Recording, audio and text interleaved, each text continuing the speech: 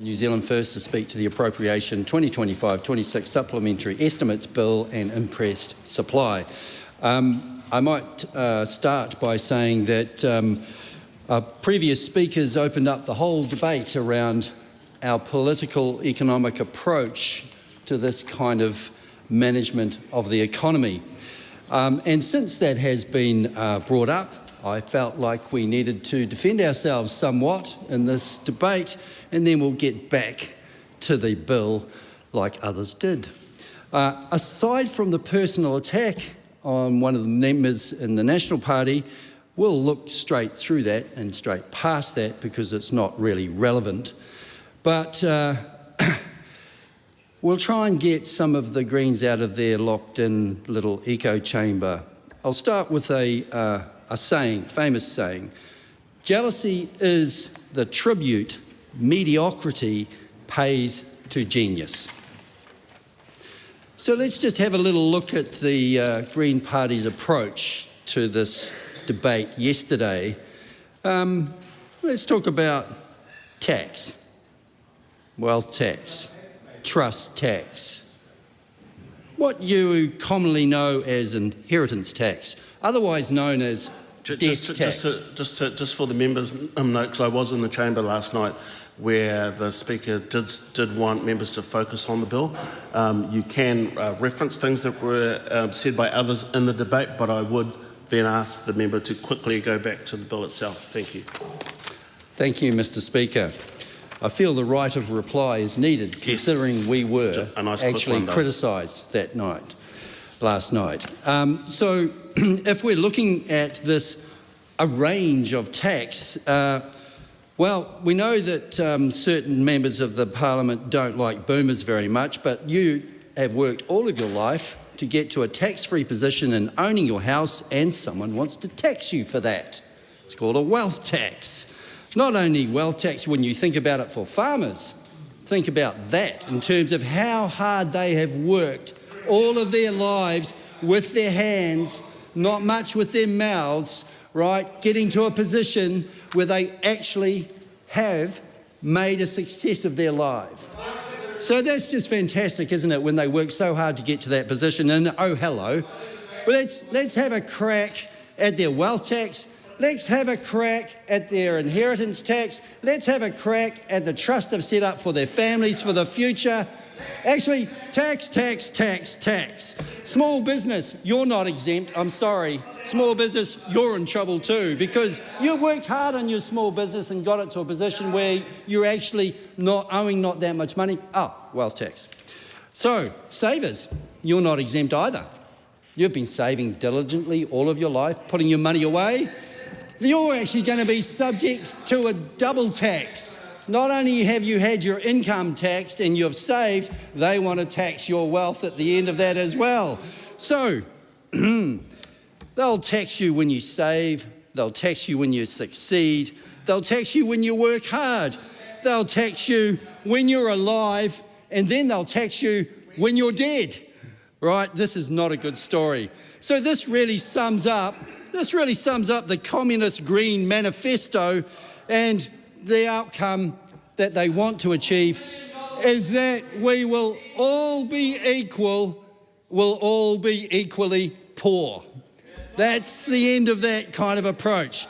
Now listen, I can equally take on the Labor Party with their political economy, even have a debate with my friends from the ACT Party about their political economy. We're not going to do that because the Speaker has told me to get to the point. Thank you, Mr. Speaker. But the one final thing I will say is what you have here, the sum of that, is what the economists call a dead weight on the economy. It's a dead weight on initiative. It's a dead weight on work. It's a dead weight on innovation. And actually you need to go and see what some of those people who have succeeded actually provide in benefits towards the economy through jobs, through growth, through opportunity. We're about growing the economy. That's what we want, and you can watch this space because we'll show you how to do it. Mr. Speaker, this bill really is about things like ensuring that everybody gets their winter payments. And superannuation keeps going. It's a tidy up for the budget. Business of government, practical, demonstrated, prudent. Thank you, Mr. Speaker. We commend the bill to the House. Mr. Speaker. Thank you, Mr. Speaker. I will do something radical in this debate and actually talk about the bill. I want to turn in particular to pages 22 and 23 of the appropriations, where I'll be concentrating the bulk of the remarks on my speech. The first thing that I wanted to concentrate on is the departmental output expenses on the government digital delivery agency, the appropriations that have been selected for that. And I want to talk about, and I think that budget line enables me to talk about what the government digital delivery agency has been set up to do, which is to facilitate the rollout of digital technology in the public service, including the use of artificial intelligence. It's a really hot topic at the moment, artificial intelligence, and rightfully so. There's contested debate around artificial intelligence, including the role of the data centers and the potential negative environmental impacts of AI use, including water consumption, energy consumption, and things of that nature. I think those are all valid critiques that people have. Another aspect of the critique around the use of AI has also been the potential for automated systems and artificial decision-making to override human decision-making, which would be a dangerous precedent. And I think one of the things that people do rightfully have concerns about is the role of accountability when an AI makes a decision. I mean, we've seen, at least with human decision-making, when someone makes a mistake, there is usually a chain of custody. There's usually a chain of responsibility for people that are then able to be held to account. And, we saw a classic example of that yesterday when everyone in the House, all the parties, united to condemn how the House had been misled effectively by immigration around the issue of the biometrics processing. And I do think that people were able to be held responsible on that because it was made by humans fundamentally.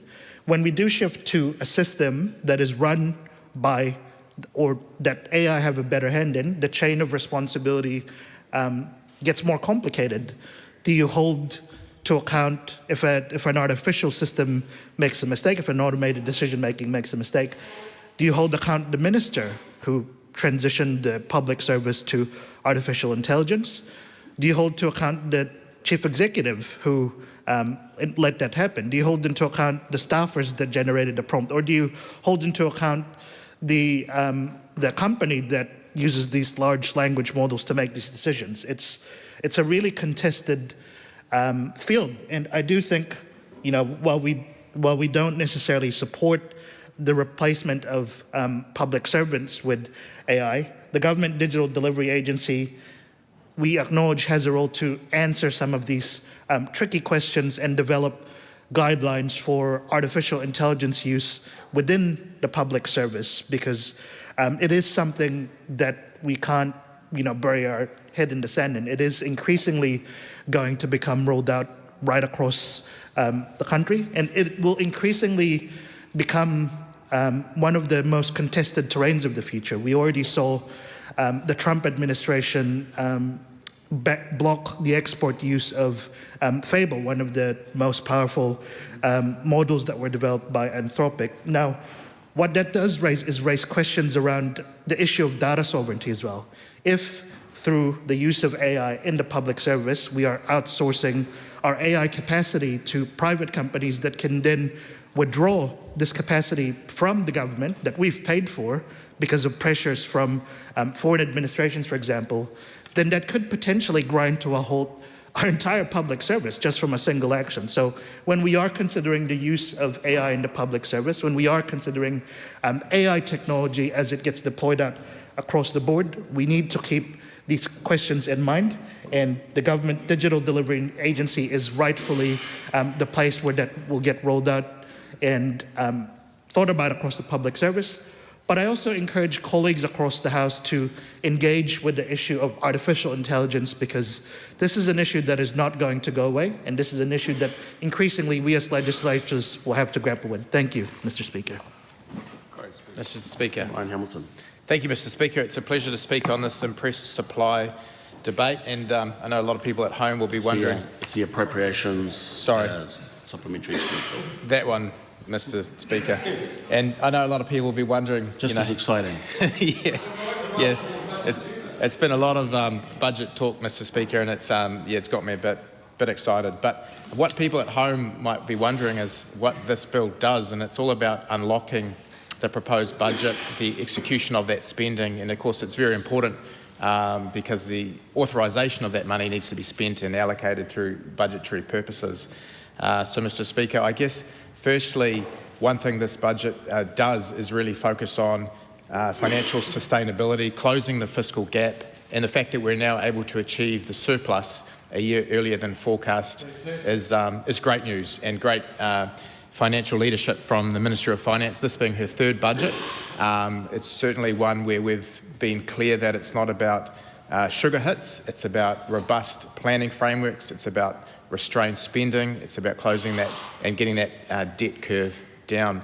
Mr. Speaker, we also know it's not about taxing more and spending more. We've always said that New Zealand doesn't have a tax problem, it has a spending problem. And yesterday evening, Julianne Genter talked about our debt, and our debt to revenue, our debt to GDP is, I think, we're trying to get it down to about 40% debt to GDP.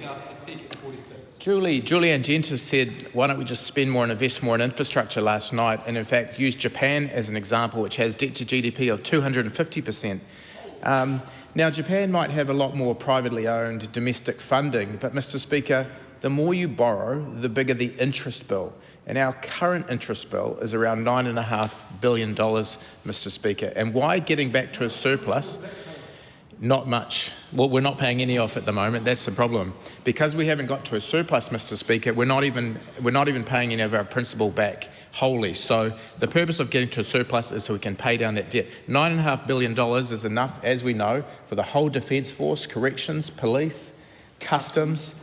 It's an incredible amount of money, and it just goes on treating water, Mr. Speaker. And so that's where we're really focused on making some savings. And I thought it'd be good, Mr. Speaker, to provide some examples of savings to show that we can make cutbacks in appropriate ways and still deliver better services. And in fact, Minister of Finance has said, let's make a 2% additional baseline savings this year and an additional 5 and 5 the following years. Mr. Speaker, a couple of examples. Department of Conservation, over the next 3 years, we can save $118 million. Department of Internal Affairs, saving $80 million. Department of the Prime Minister and Cabinet, saving $10 million. Inland Revenue, saving $197 million.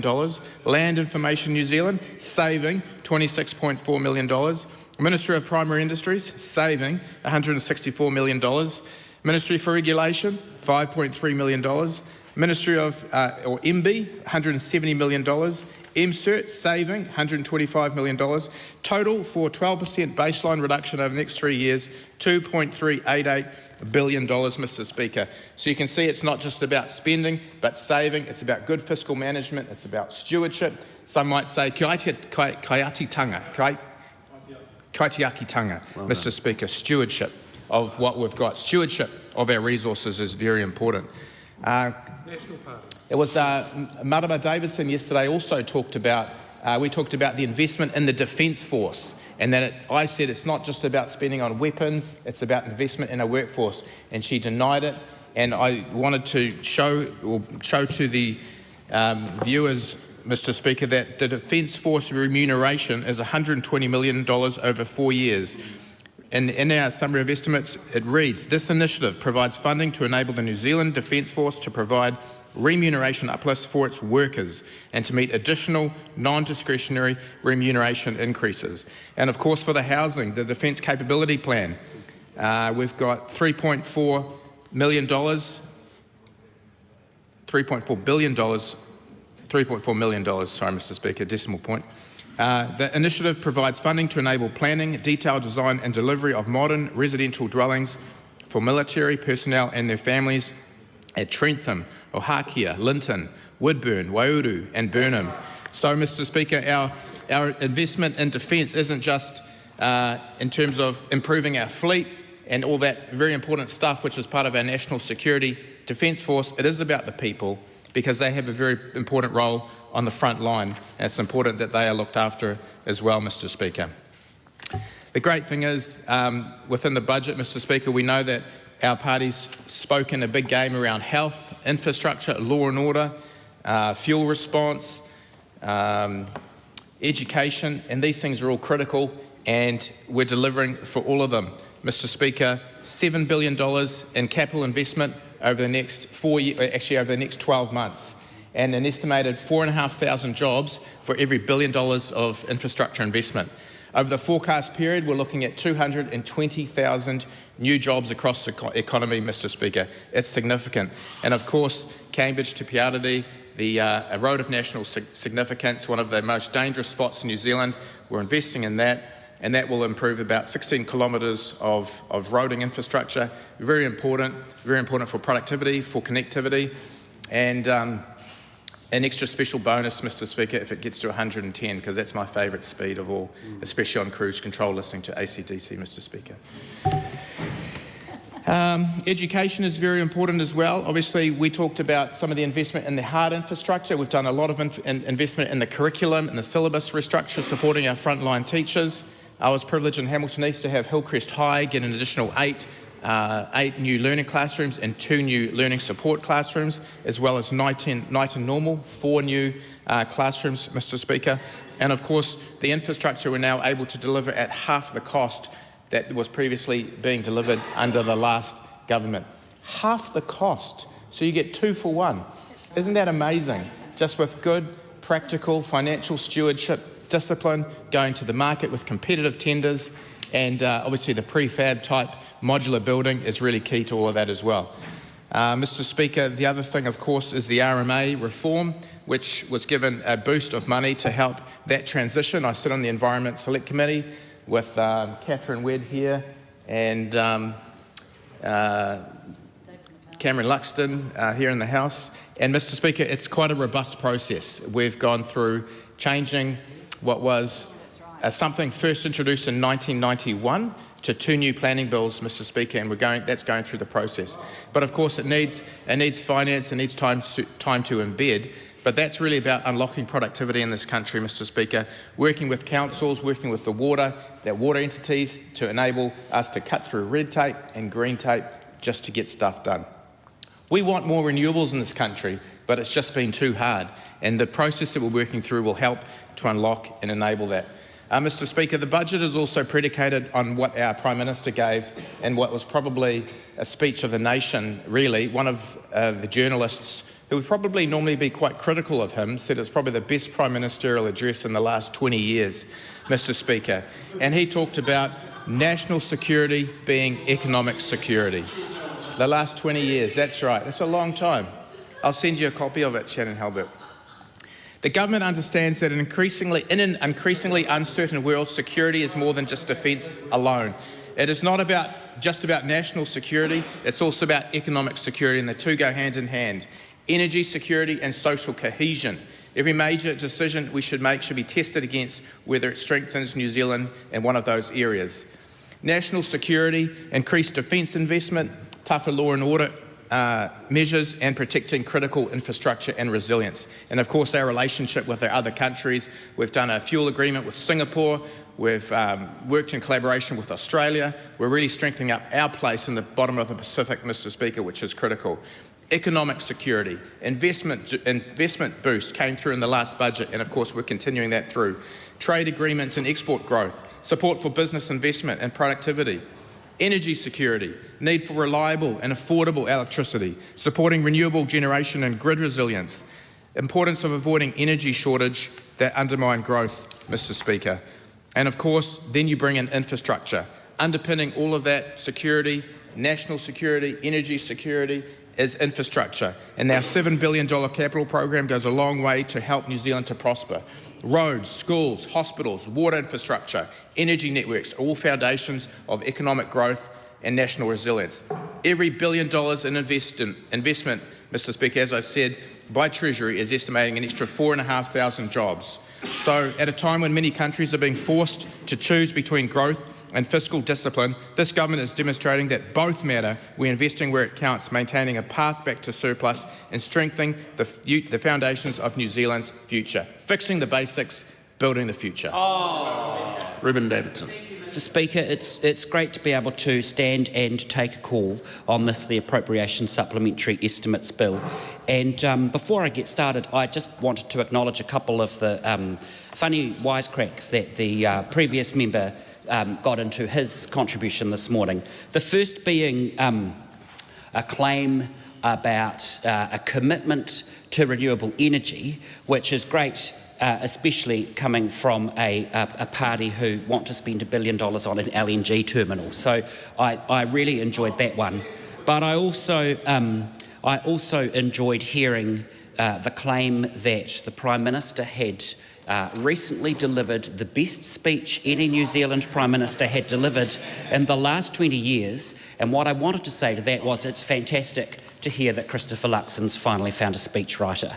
But I do look forward to the opportunity to review that speech and make my own assessment of whether in fact it is the best speech delivered by a Prime Minister in New Zealand in the last 20 years.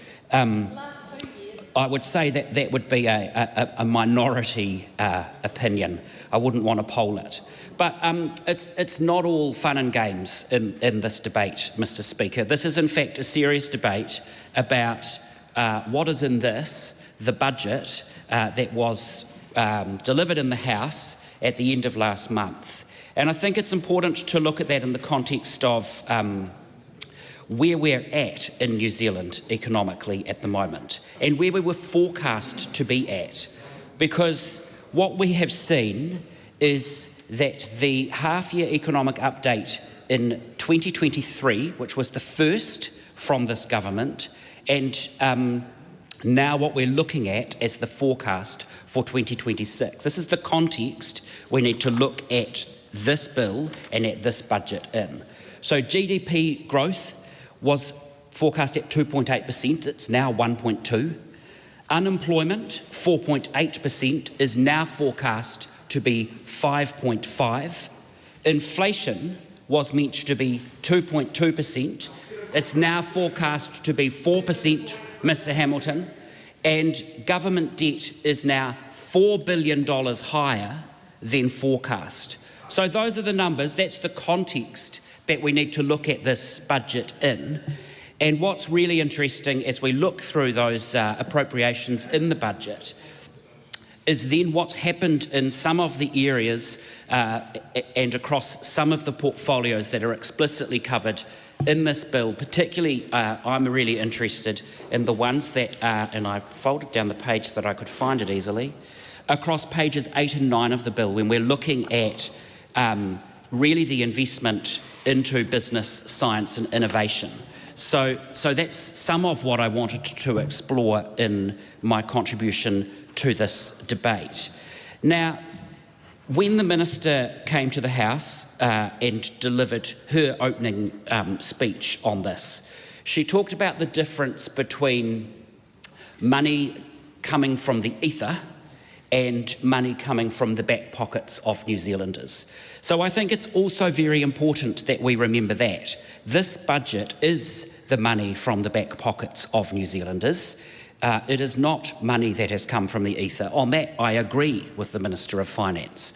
But if we look across the portfolios that I was able to examine in scrutiny last week, the broadcasting and media portfolio, Minister Goldsmith came and spoke to us about what's happening there. But really that was a conversation about what's not happening there, Mr. Speaker, because it was a conversation from a minister who promised to take immediate action in the broadcasting and media space and has since presided over a series of cuts, quite deep ones in the appropriations in this budget, across the broadcasting and media sector, which will have a direct impact on the media in New Zealand being able to be independent, being able to carry out the important role that they have. And I did wonder during those hearings, when we asked the Minister questions, whether it wouldn't have been better for us to have Minister Seymour in the seat, because in the offer of immediate action, if you look at specific journalists disappearing, if you look at CEOs being told their time is up, if you look at the Broadcasting Standards Authority being wound up, those have all been calls that have been made from other ministers other than the Minister of Broadcasting and Media, but all things that have become reality in his time as Minister. The most frustrating of all is when we're talking about what supports the Minister is working on, what legislation the Minister is bringing to the House so that we can ensure the financial viability of our independent news and current affairs media sector in New Zealand. The Minister can only say that he's continuing to watch closely what's happening in Australia, which he has been watching closely for close to 2 years now, and taking absolutely no action here. So I want to convey my frustration at that and at how that's reflected in the appropriations, but also at the frustration that is relayed to me from across the media sector at the lack of action taken in this space. The other area that's really covered comprehensively in these appropriations, and that I wanted to look at where we got to with asking probing questions about the priorities both for the restructuring within the sector, which is our science, innovation, tech sector, but also at the disruption caused to funding and therefore to the pipeline of projects that should be coming through in our science, innovation and technology sector. And let's not forget, we are the best in the world at this. Absolutely the best at innovating, inventing, exploring new ideas and new thinking. But what we have at the moment is a hugely disruptive set of restructures and a freezing of funds that is seeing some of our best and brightest not being able to invest in our future, but instead having to invest in tickets to take flight and leave New Zealand. And this science sector, this innovation sector, tell us that it's not just a holiday they're taking, it's potentially departure for the rest of their careers, the rest of their lives. That leaves a massive, massive gap in our science, innovation, tech sector, future, and in the pipeline and ecosystem we need to see being created in that space. So my first question to the Minister of Science, Innovation and Technology was whether she believed in science. And it might sound like a funny question, but it is actually a relevant question when she is presiding over so much disruption in that space, which we are seeing through the appropriations in this budget. Further disruption, further confusion, further lack of certainty. But what might surprise you even more is that the answer wasn't yes, absolutely 100%, which is what you would expect from the Minister, but instead it was, I hope so. So, as we know, hope is not a strategy, and an answer as disconcerting as I hope so is both disturbing and frightening for a sector that are calling out for certainty.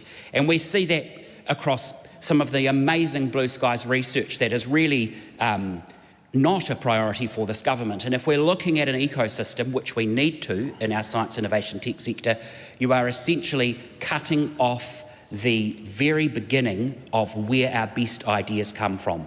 Very little funding, if any, available in that space. Let's only focus on commercialisation. Nothing wrong with that, but in isolation, that is the most short-term strategy you could possibly bring. Now, I don't have time to go into some of the other concerns that I have. The lack of understanding around the gaming development sector rebate, which has seen an 86% revenue growth across the gaming sector in New Zealand. An industry that we lead the world in and that we are fantastically empowered by our geographic isolation, because we're not talking about putting products on ships, we are simply talking about people around the world downloading the brilliant games and entertainment offerings that we create in New Zealand. This year, this sector has gone over $1 billion in revenue, and yet the Minister is not prepared to take the baseline funding that sits there and make the rebate ceiling slightly higher to ensure that we keep some of our biggest companies here in New Zealand. Really disappointing to see some of those future-focused opportunities missed. And I haven't even had a chance to get into some of the deeply concerning gaps in understanding strategy and budgeting for the use of AI across the public sector. AI is not free. It is an amazing, powerful tool that has huge productivity potential, but only if governance is good and only if investment is made to ensure that we have the best possible products here to serve New Zealanders. That's not what the appropriations in this budget do. It's not what I'm hearing in the speeches from the government MPs in the House. Dan Bidwell. Mr. Speaker, listeners at home wouldn't have really noticed that we're actually here discussing two bills today. The first is the Appropriations 25-26 Supplementary Estimates Bill, and the second is the Impress Supply 26-27 Bill. Both deserve scrutiny and will, on this side of the House, do that job. The others will just go to their talking points. But first to the Impress Supply Bill. So just to explain for the House and for listeners at home, all two of them, what the Impress or the Supplementary Estimates Bill is about. This bill is about ensuring that any changes through last year's budget in the appropriations are authorised by the House, and it's Parliament's job to scrutinise those changes for New Zealanders. Why on earth do we have this bill before the House? Well, simply put, Mr. Speaker, the budget is dependent on a range of forecasts and assumptions. And those forecasts and assumptions are outlined in the Budget, Economic and Fiscal Update. And you wouldn't want to be a forecaster in this time of day, Mr. Speaker, with all the external and internal uncertainty. Those forecasts have a huge amount of uncertainty. And so last year's budget actually indicated that those uncertainties were real in the wake of external events like Trump's tariffs and the impact of those tariffs, and also to this year and the impact of one certain war in the Middle East, the war in Iran.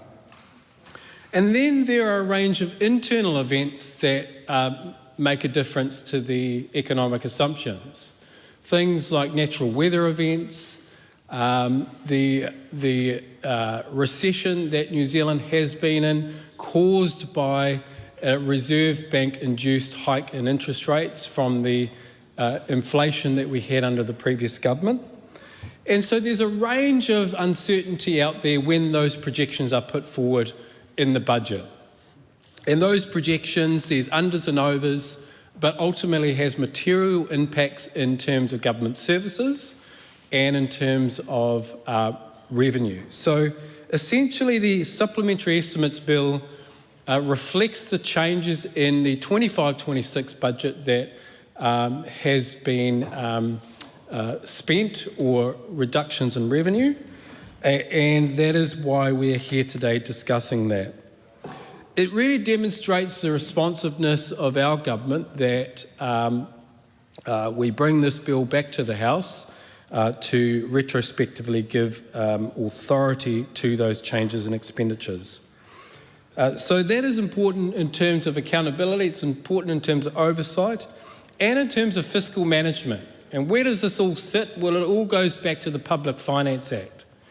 And on the Finance and Expenditure Select Committee, we've had a really good review on public performance and accountability reporting, and that will be actually coming to the House for discussion very soon, I understand, making some suggestions around how do we improve accountability and financial reporting for Parliament and for the public. So that is my remarks on the first bill, the Supplementary Estimates Bill.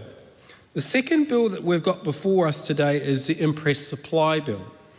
And as was indicated in the speeches yesterday on the budget, this budget is really all about securing New Zealand's economic future, making sure that we boost economic growth, boost real wage growth, reduce the role of the state on the economy, pay down the debt burden that the previous government left us with. And let's just remind members on the opposite side the level of debt that we inherited from the previous government.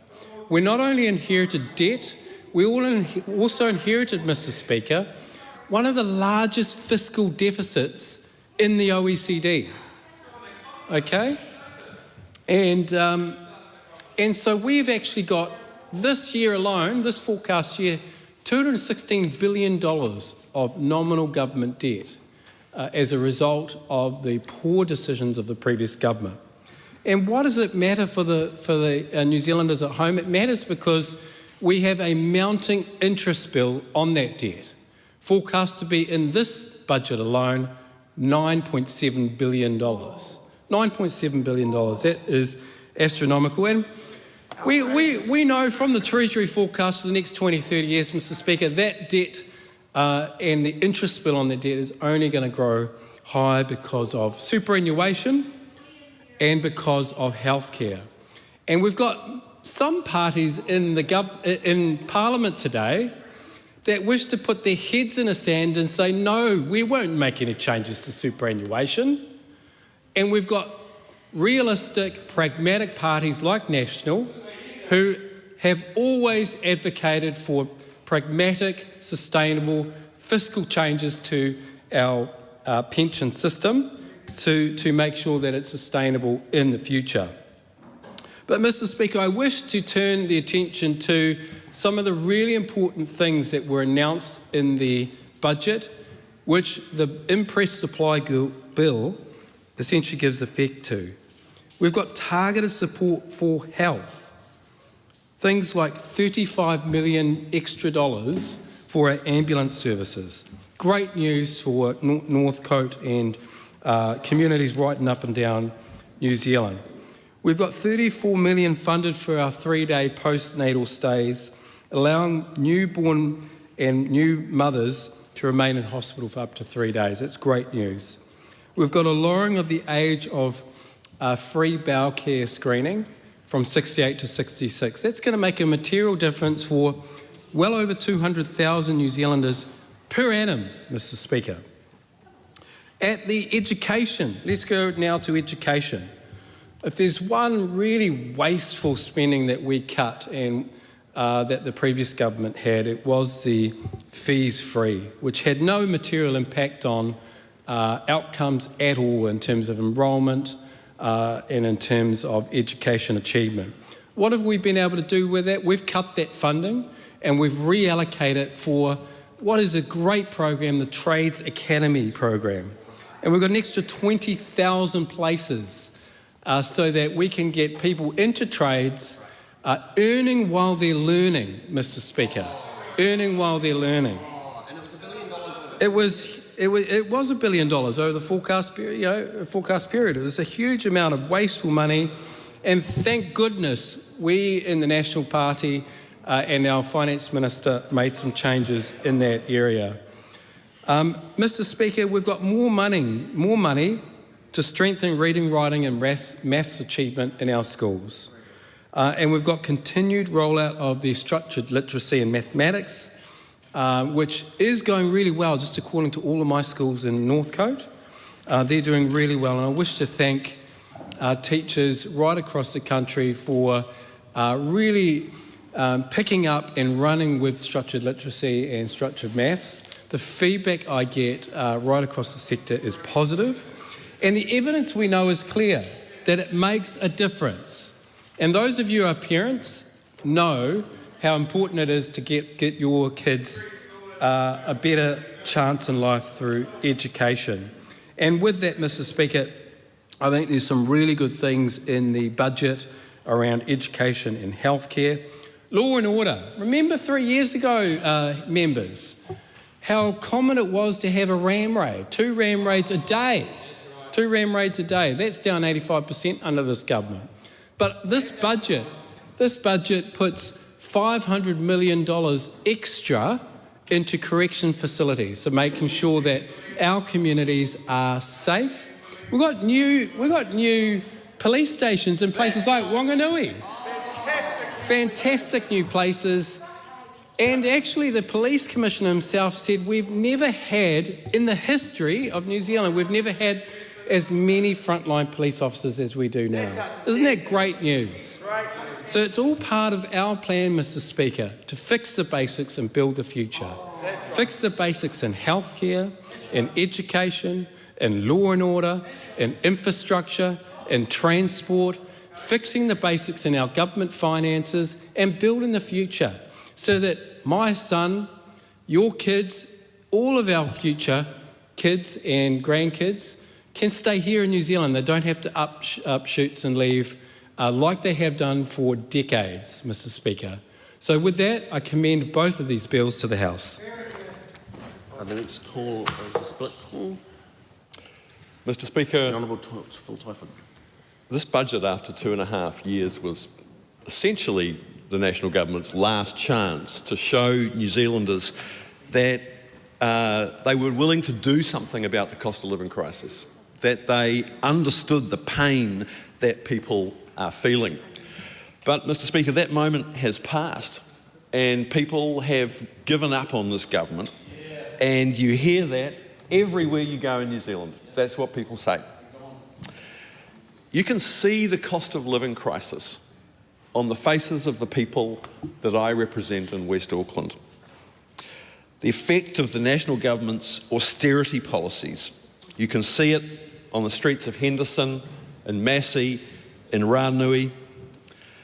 People aren't eating so well. They can't afford to. The stress of trying to get to the end of the week to pay the bills is taking its toll. That feeling of working harder and harder and going backwards. For the most vulnerable in our communities, the most basic of safety nets has been ripped away by this government. People turn up at my office on a Friday afternoon with the kids in the back of the car and they say, "We don't have anywhere to sleep tonight." And it's not very long ago that you could send them to work and income down the road and they would be guaranteed a roof over their heads. Under this government's policies, they're basically given a lecture about personal responsibility and told to get out.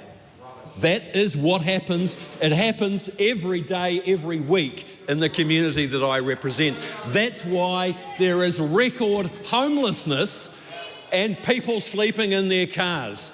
It is directly attributable to this government's policies. And, Mr. Speaker, the effect of this government's austerity policies is taking its toll in the health of the people. The emergency department at Waitakere Hospital is absolutely clogged. Why? Because people can't afford to go to the GP.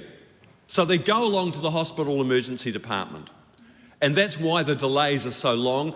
Also because this government refuses to employ our nursing grads and there simply aren't enough nurses in the hospital. And for the most vulnerable people, they are feeling this in their health. Public nurse told me the other day that there is an outbreak of scabies. Skin disease is the canary in the coal mine for poverty.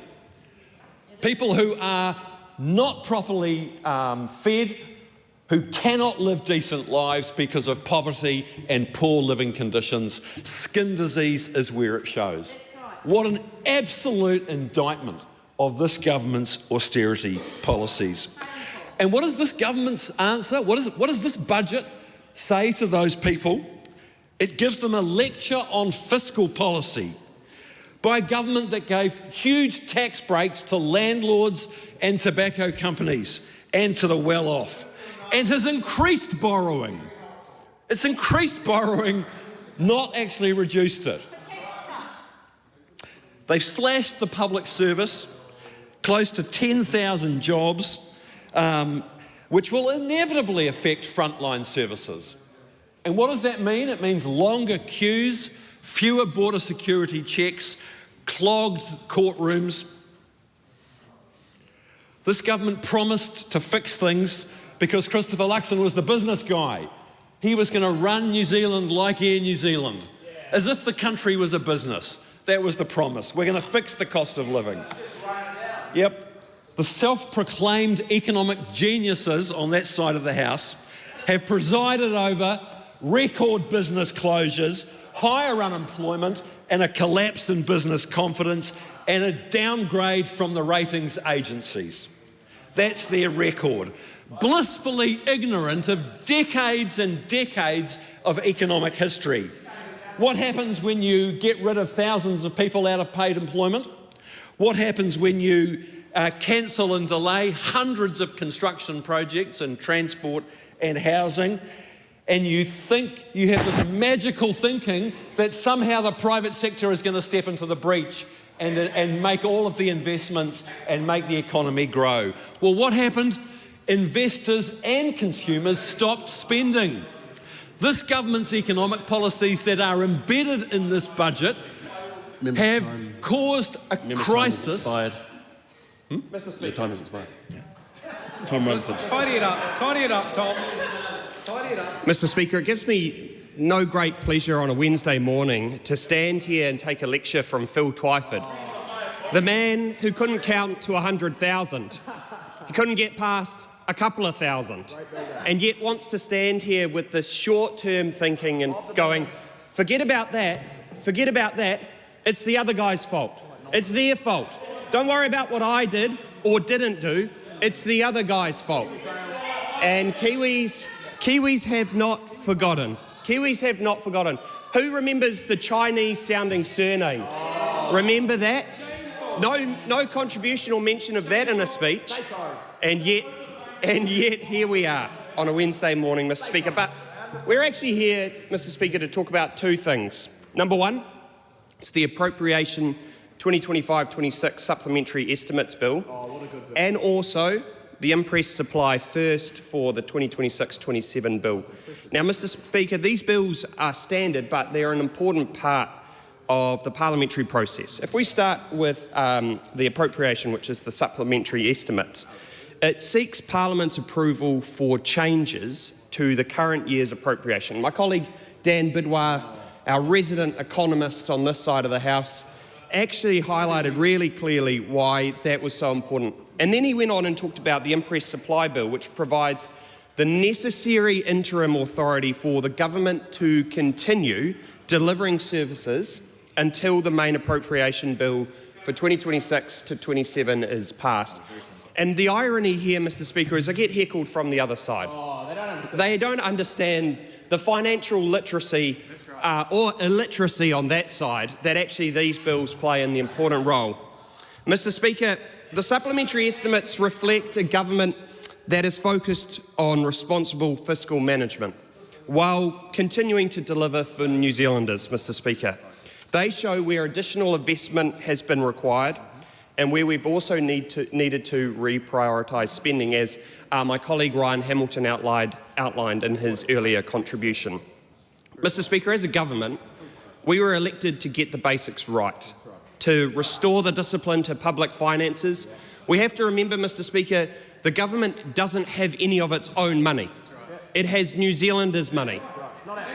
And if we are to increase taxes or borrowing or anything of the sort, it is everyday New Zealanders that will pay the price for that. And we must justify to them why that is the case. And at the moment, there is a clear void, particularly from the other side, as to the justification for the need to do so. We as a government, just like New Zealand households across this country, must live within our means. There is no magic money tree. Remember when the other side said, and they were asked, oh, where would you get the money from? Oh, we'll just appropriate it. We'll just appropriate it. Do you know what that means? It means future generations will have to pick up the tab of the credit card. It's future generations that will pay the increased interest and tax bill that side of the House wants to put on everyday New Zealanders. And we as a government in this year's budget have said no, we're not going to take that path. We'll make the tough and difficult decisions that everyday New Zealanders voted for us to do. However, we can still do that and invest in critical services, health, where we're reducing wait times. The Minister of Mental Health has just released figures today, Mr. Speaker, which show incredible progress we are making in that space. There is still work to do. There is still work to do, but our investment in health and in mental health is having a positive impact to New Zealanders. We're supporting infrastructure that will help grow our economy and create jobs. 220,000 new jobs. But we're also providing targeted cost of living relief where it's needed most. And remember when the fuel crisis started a few months ago, how easy it would have been to just open up the hose and spend taxpayers' money left, right and centre and spray it around. That was the easy thing to do, but it wouldn't have been the right thing to do. And now looking back, we made the right decisions. Mr. Speaker, New Zealanders expect the government to manage the public finances prudently, while still delivering on the services that they rely on. That's exactly what these bills do. Both the appropriations and the increased supply are part of our plan to fix the basics and build the future. Thank you, Mr. Speaker. Tēnā rawa atu koe e te wanga o te whare o tira, tēnā rawa atu tātou katoa I tēnei ata. Mr. Speaker, I want to acknowledge the very lengthy explanation one of the members opposite gave about this bill. And while I suspect he was doing that to take up some time, what I can guarantee you is while he was delivering that explanation, Aotearoa heard nothing. That meant nothing to the people who we serve. Because what Aotearoa wanted from this government that they promised is that they would fix the cost of living, and they have not.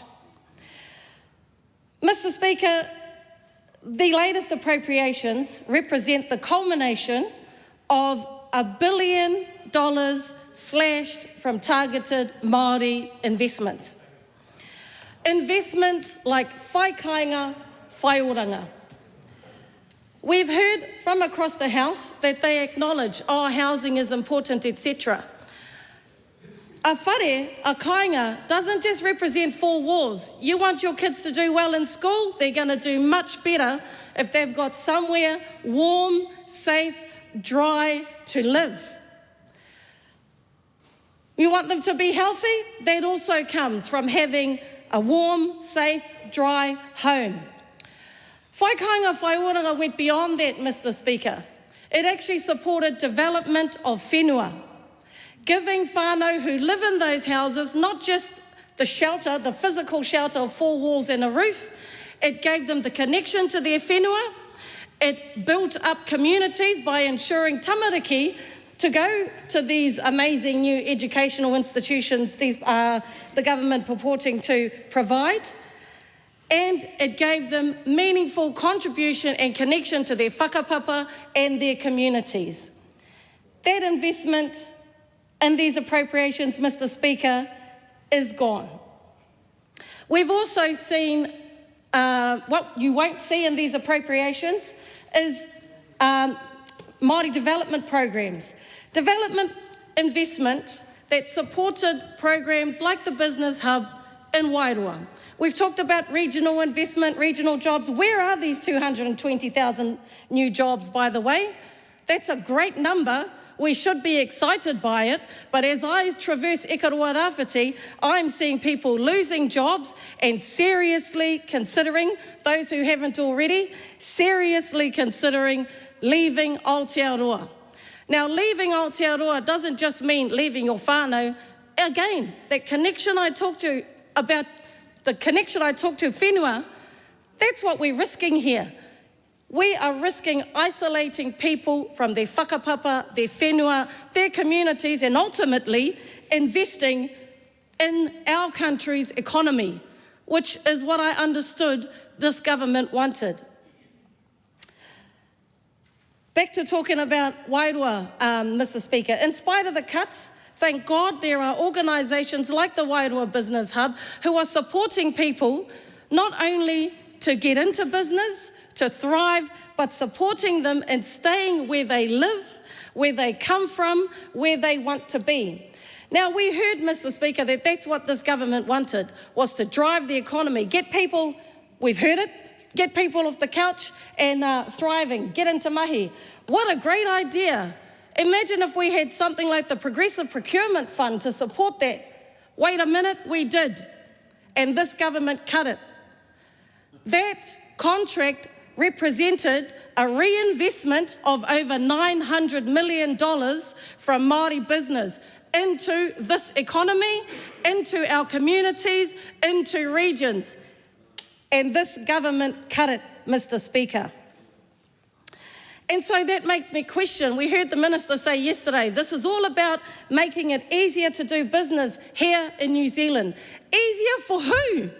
Why are we providing better opportunities for people offshore? Of course there's a place for that, but why would we take away a program that was working and helping build business in our communities and contribute to the $126 billion Māori economy? That's what's missing from these appropriations, Mr. Speaker. So, another member opposite talked about the fees-free being wasteful spending. I took a phone call this very morning from someone who works in a tertiary education institution. And you know, it's interesting, Mr. Speaker, when the economy is struggling, that's often when people will decide to retrain and reinvent themselves to get themselves back in the workforce. That's what this supported.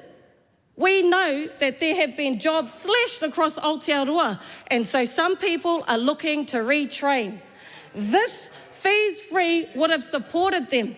So the feedback from actual students impacted by this, the feedback from people actually impacted by this, who the government members clearly don't care about and don't want to hear, is that this is taking away their choices. This is taking away their choices. They already know you don't care. They are taking away the choices and taking away another tool that would have gone to supporting the rebuilding, not only of the economy of New Zealand, but the impact on the back pockets of New Zealanders who regret voting this national-led government in, and will have great joy at bidding you farewell. Here's the irony. The member who is now interjecting was complaining about interjecting.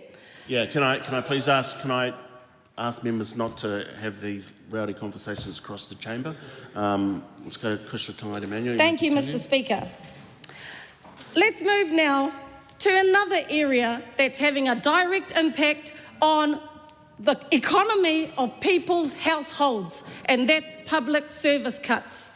Like I said, Mr. Speaker, nobody heard the explanation of the member opposite, because all they know is that this government promised to cut the cost of living and they have not. Now we've got cuts to public services.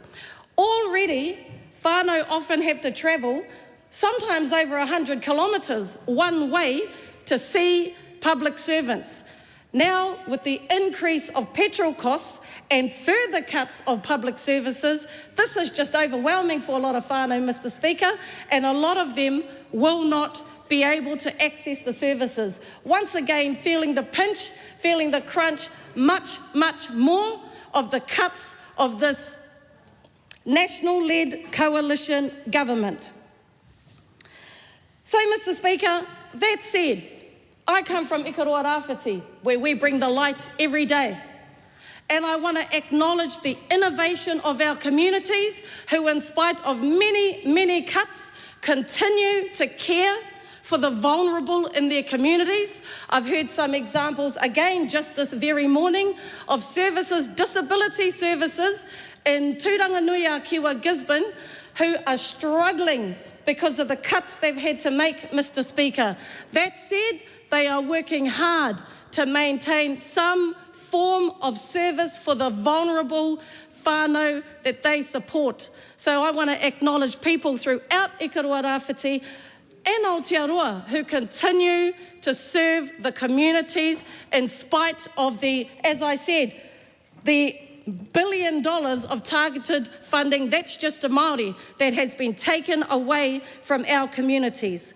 I also want to commend the innovation that I get to see as I traverse Ikaroa Rāwhiti, from Wairarapa to Wainui o Mata, Kahungunu Whānui, Tainoa atu ki te Tai Rāwhiti.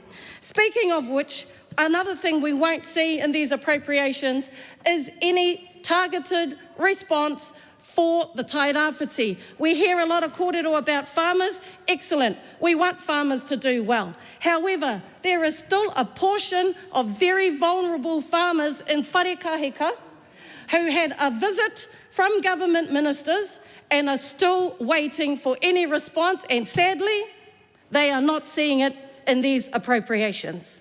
So, tēnā koe, Madam Chair, ko tai mai. Madam Chair, as I said, all Aotearoa know right now is that while the government can budget, again, a third underwhelming budget, probably the most underwhelming, they are still living with the broken promise that the National-led coalition made to ease the cost of living. Whānau out there are not feeling it, Madam Speaker, and I just want to mihi to you all out there, e hoa mā, e hika mā, kia kaha tonu koutou. You don't have to endure this for much longer, e hoa mā. Haere, enroll, me pōti. Use your ultimate mana motu hake to change this government and have a government that is inclined to listen to you. Madam Speaker, it's great to see you. I rise in support two bills, and for some of our New Zealanders who have turned on TV just now, let me be very clear. There's two bills, particularly on the second and the third reading on the appropriations for the 2025 to 26 Supplementary Estimates Bill, and also on the impressed supply first for 2025-26 bill. Now, these are very technical bills, but I think it's very important to lay out the foundation, which is to underpin the fundamental principle of our democracy. That is, the government cannot spend a single cent in our budget or in our government budget without the authority of this Parliament. And this is particularly important because every single dollar that this government spends is a dollar that is earned by New Zealanders through their hard work. It comes from the workers that are doing the early shifts in the morning, like tradies and farmers. It comes from nurses and doctors who are doing the night shifts, taking care of the New Zealanders. It comes from the small businesses that take on risks to invest, to open up, to serve our community. It comes from the tradies, the retirees. It also comes from families who are managing a very tight family budget, as well as large companies who are employing tens and hundreds and thousands of New Zealanders around the country who ultimately pay their tax dollars into inland revenue, and therefore for our government to be responsible into fixing the basics in many fronts in New Zealand, but also to build the future for our New Zealanders around the country. Now, Madam Speaker, these bills are part of that responsibility that our government, the National-led government, is very serious about. Because we know that these hard-earned money paid in taxpayer money paid by New Zealanders, they are expecting that this government will be the mature parties, in this House that will spend them wisely and invest them wisely, that will fix the basics in our core public service, including education and health and transport and infrastructure, and restoring law and order, providing better, more efficient, more productive public service. New Zealanders also expect a government that is mature, disciplined, careful and relentless in delivering the outcomes from their hard-earned taxpayers' money. The New Zealanders are also expecting that the National-led government is a government that will deliver for the future of New Zealand, for many sectors and many of the hard-working New Zealanders I've mentioned already, but also to our younger generation and the future generations, including our children and our grandchildren. Now, Madam Speaker, this is why it's particularly important for me, I think, to not just talk about the budget 2025-26, but also the current budget that we have in front of the House in public domain, released end of last month. but to also remind New Zealanders who have tuned in about what we've done as a government for the last 3 budgets. Now remember, we are a government that have inherited a messy government books. I remember coming in, before coming into politics, I was working as a professional chartered accountant, and I've never seen a reckless budget, a reckless government performance like what we had and what we inherited. Because in 6 years of the last government, the debt for New Zealand have risen 20 times. 20 times. I don't believe that New Zealanders would be okay to think that their mortgage have risen 20 times in 6 years.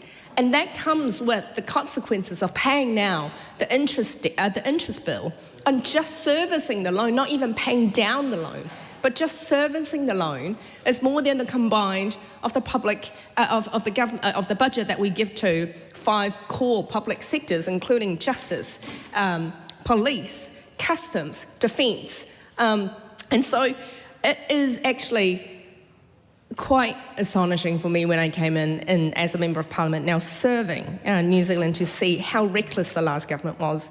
But in the last 3 budgets, what we have delivered as a national government is to have found savings across many government departments, including now up to about $50 billion in savings across our last 3 budgets. That is savings that we have found line by line by our ministers and their ministries by cutting down administrative costs or costs that are deemed to be unproductive or not servicing New Zealand as well, by still reprioritising some of the budget amounts to the front line. For example, providing more policing funding, providing more funding to nurses and doctors, making sure that we are providing the healthcare that New Zealanders need.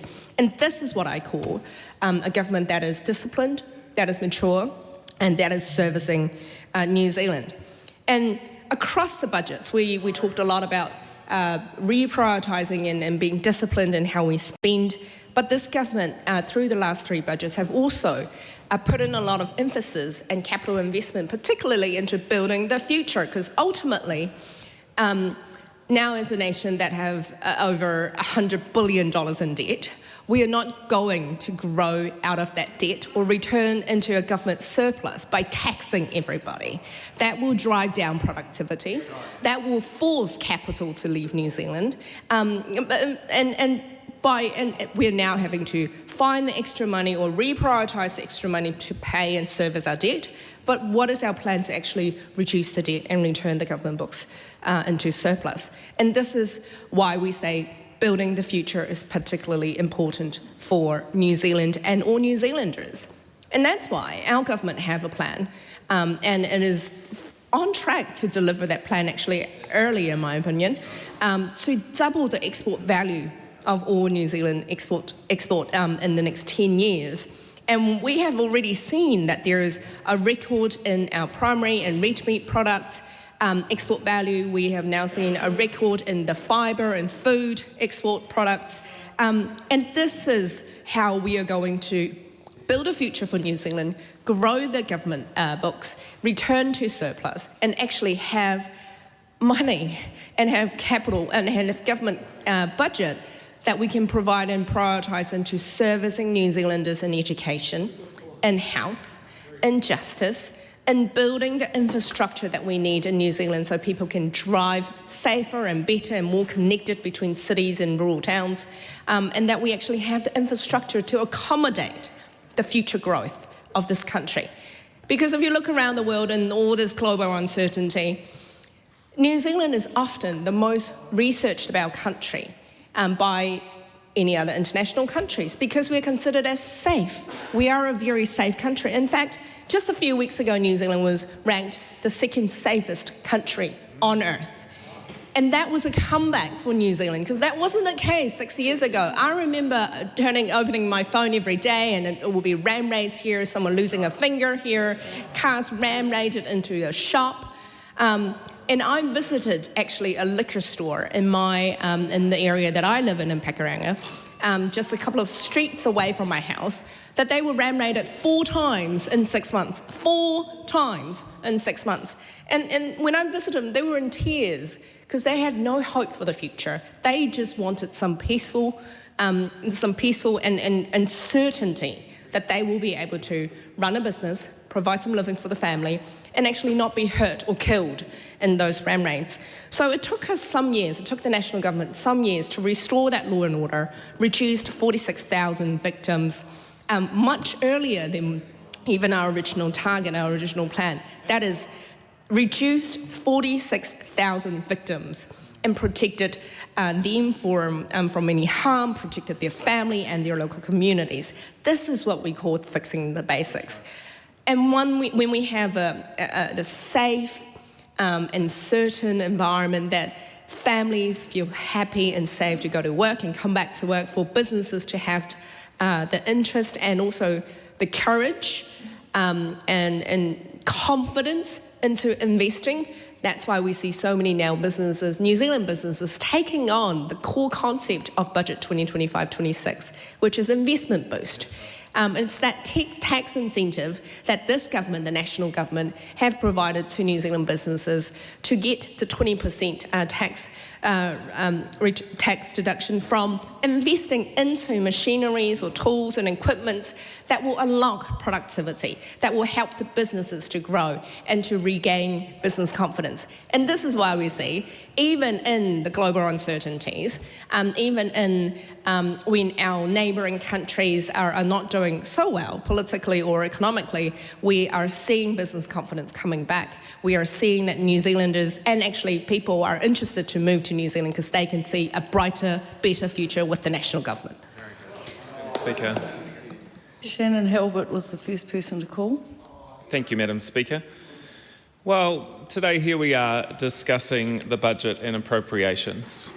And the reality is that the National Party and Christopher Luxon, they promised to fix the economy and provide cost of living relief. And I ask every New Zealander in this country, have they done that? Have they done that? And this budget was the last chance for the National Party to demonstrate that they are actually listening to New Zealanders, that they could provide solutions that ease the pressure to the cost of living challenges and the increased costs that Kiwis are experiencing on a day-to-day basis. Madam Speaker, New Zealanders had a little bit of hope in this budget, that come election year, that this government would stand up, put some good solutions on the table to tell them how things would get better, how things would get easier, and that the outcomes of difficult day-to-day lives would be changed.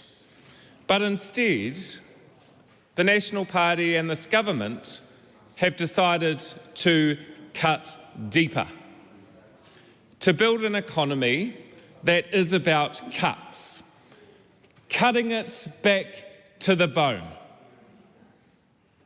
Madam Speaker, that's not good economics, because when people are unemployed, they spend less money in our economy. They spend less money in local businesses. They tend to stay home, and therefore less money is spent out in our communities. We heard from National Party MPs, one says that she's a chartered accountant, the other one says that he's an economist. Well, let's talk to the numbers today, because under the National Party's watch and the half-year economic update, GDP growth of 2.8% is now 1.2%. Unemployment of 4.8% is now forecast to be 5.5%. Inflation was meant to be 2.2%. It's now forecast to be 4%, Madam Speaker. And this is an interesting one, because they went on and on about the expenditure of the last government and that the last government under Labor borrowed money.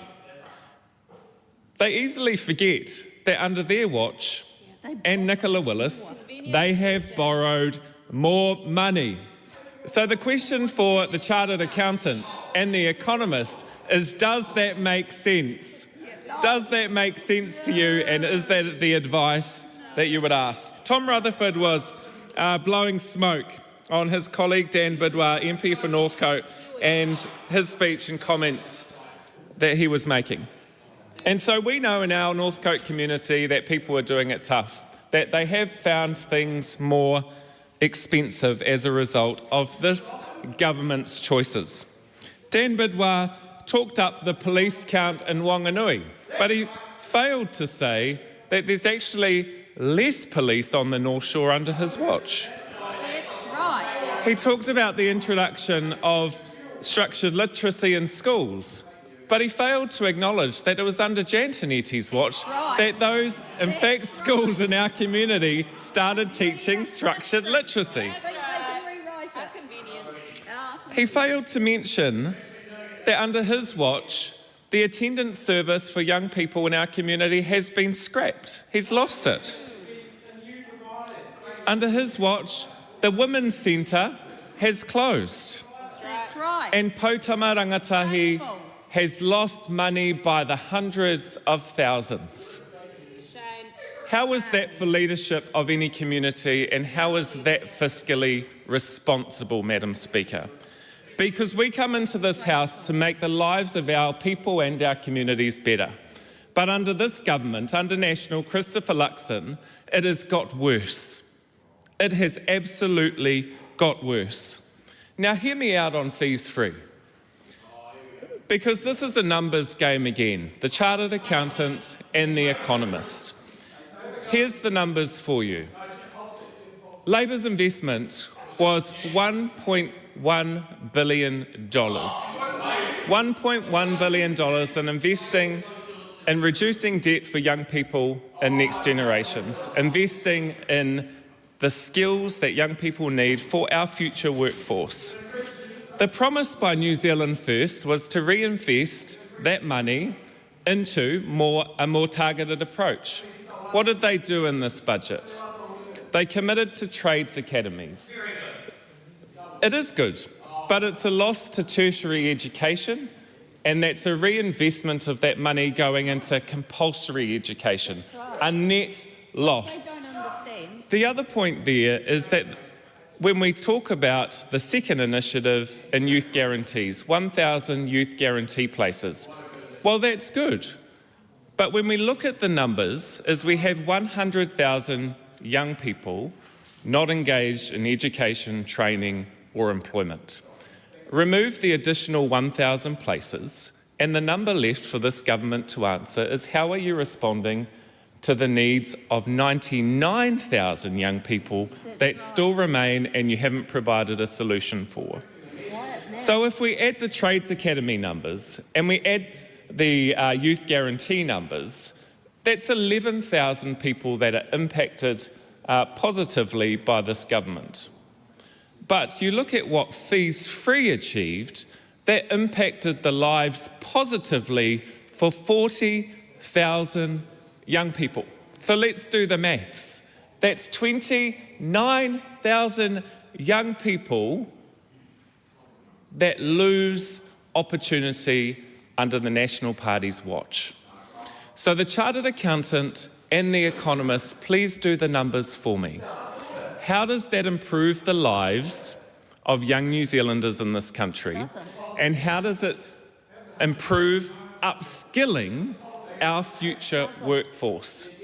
And I'm still waiting for an answer, because when tertiary education loses $1 billion of funding, where has that been redistributed to? Where has that been redistributed to? Because the reality is, a net loss is a net loss. Less young New Zealanders being impacted positively by your decisions, and less money going into the real things that matter. That's on top of the thousands of apprentices that this government has lost.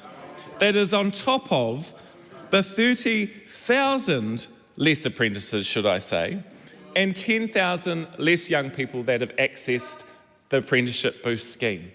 In fact, in this appropriation, in this budget, Madam Speaker, they don't even spend the apprenticeship boost money, and they blame the downturn of the construction sector, which was their choice in the first place. And so the reality there, Madam Speaker, is that whether you're the chartered accountant or whether you're the economist, do your maths. Do your maths. Because the reality is that your numbers don't stack up. And I will challenge that every day.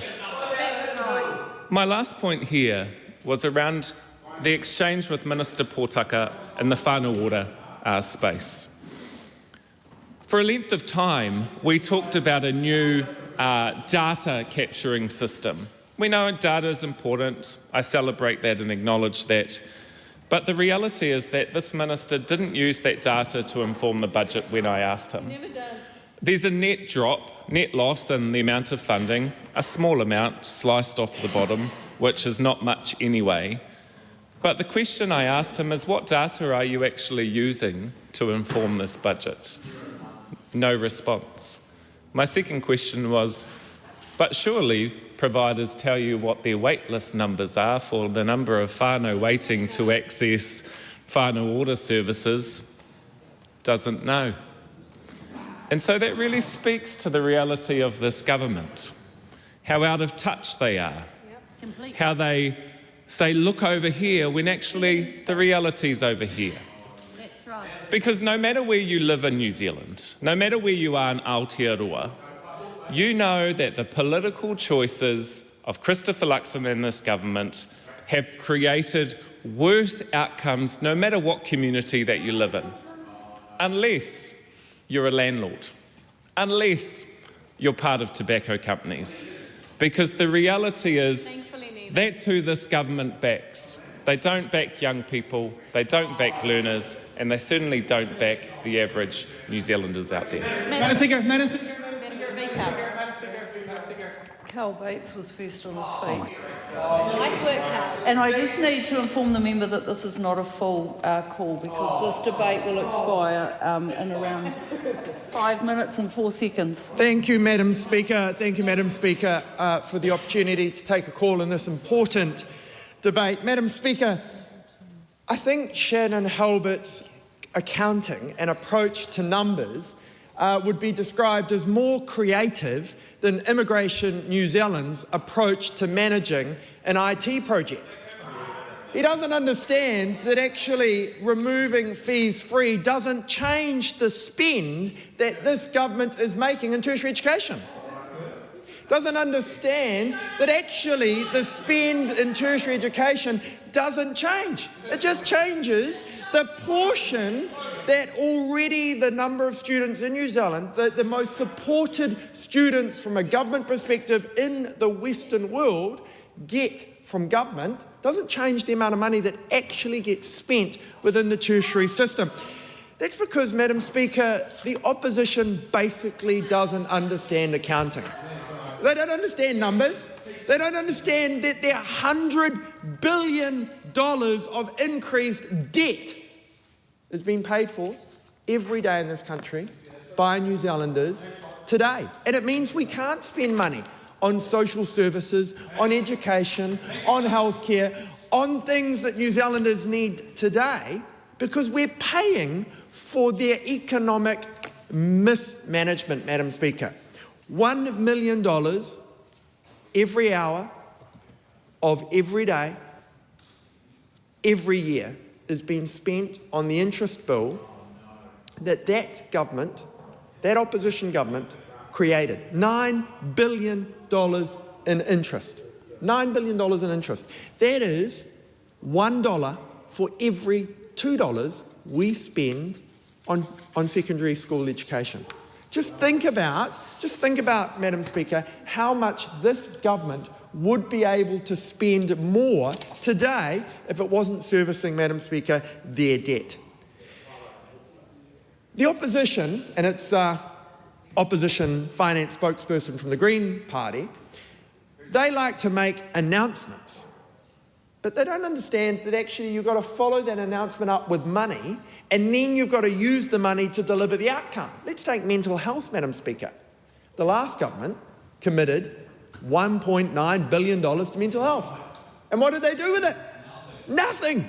They couldn't even find where to spend it, let alone achieve outcomes.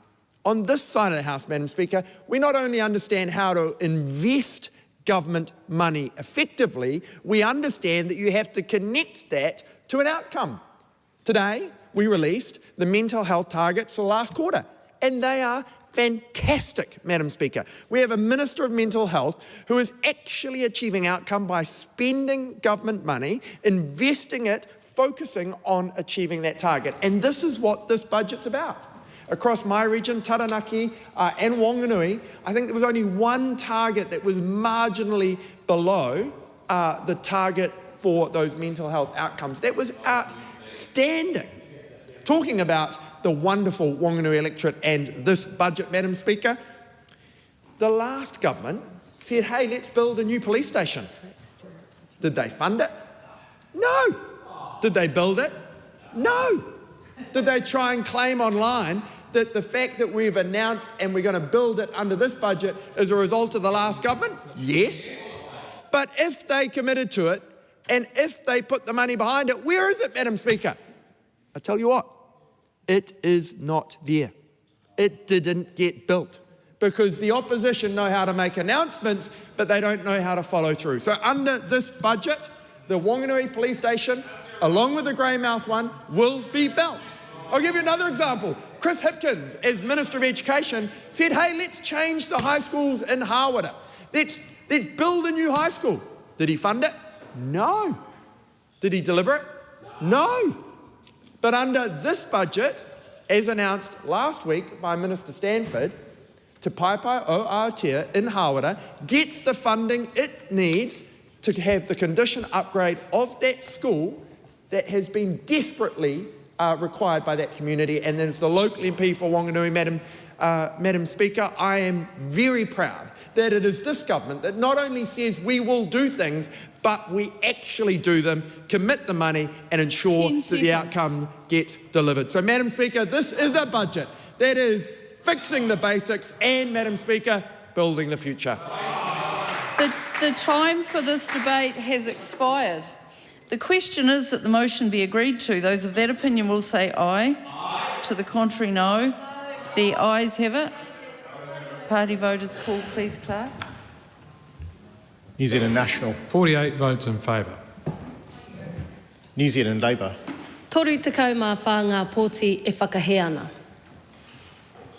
Green Party of Aotearoa, New Zealand. 15 votes opposed. ACT New Zealand. 11 votes in favour. New Zealand First. 8 votes in favour. Te Pāti Māori.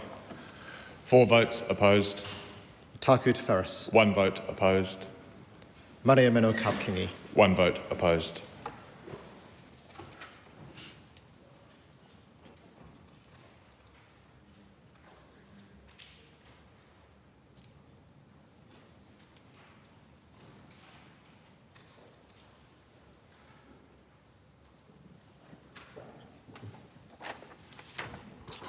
The ayes are 67, the noes are 55. The question is agreed.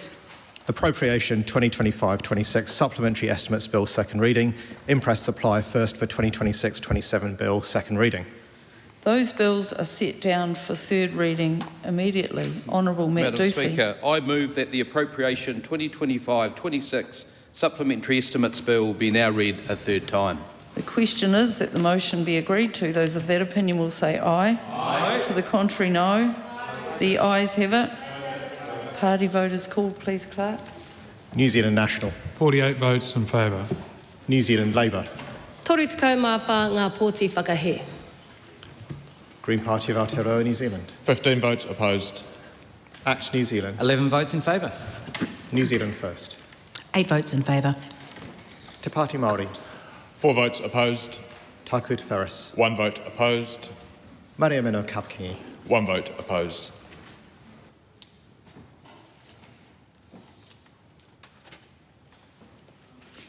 The ayes are 67, the noes are 55. The question is agreed.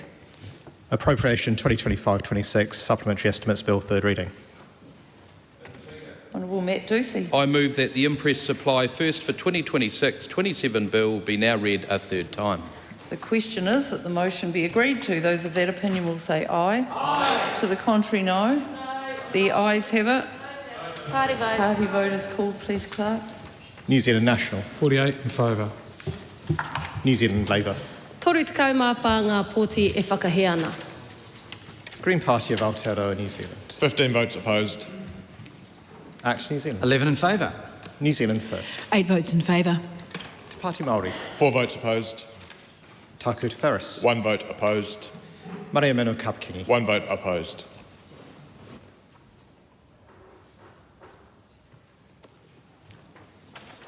The ayes are 67, the noes are 55. The question is agreed. Impress Supply First for 2026-27 Bill, third reading. I call on Government Order of the Day number 5. Game Animal Council Herds of Special Interest Amendment Bill, committee stage. I declare the House in committee for consideration of the Game Animal Council Herds of Special Interest Amendment Bill.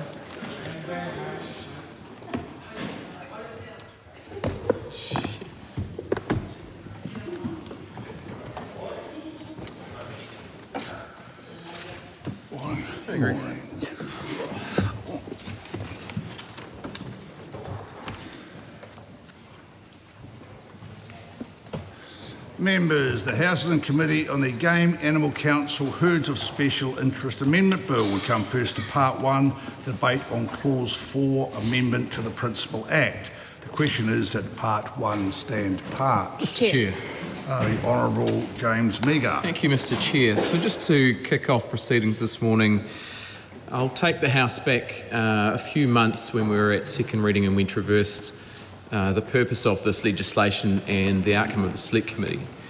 And during that time, we talked a little bit about how many members in this House have been engaging with stakeholders, the likes of which include the Game Animal Council, New Zealand Deerstalkers Association and other various hunting groups and foundations.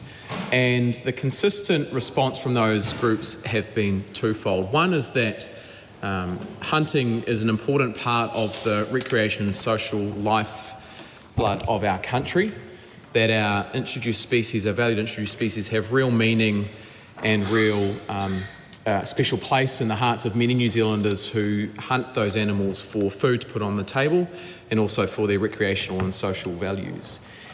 And so the second part of that is also that there are certain herds around the country that are worth managing for their hunting values and not just managing for the impact that they have on the wider environment.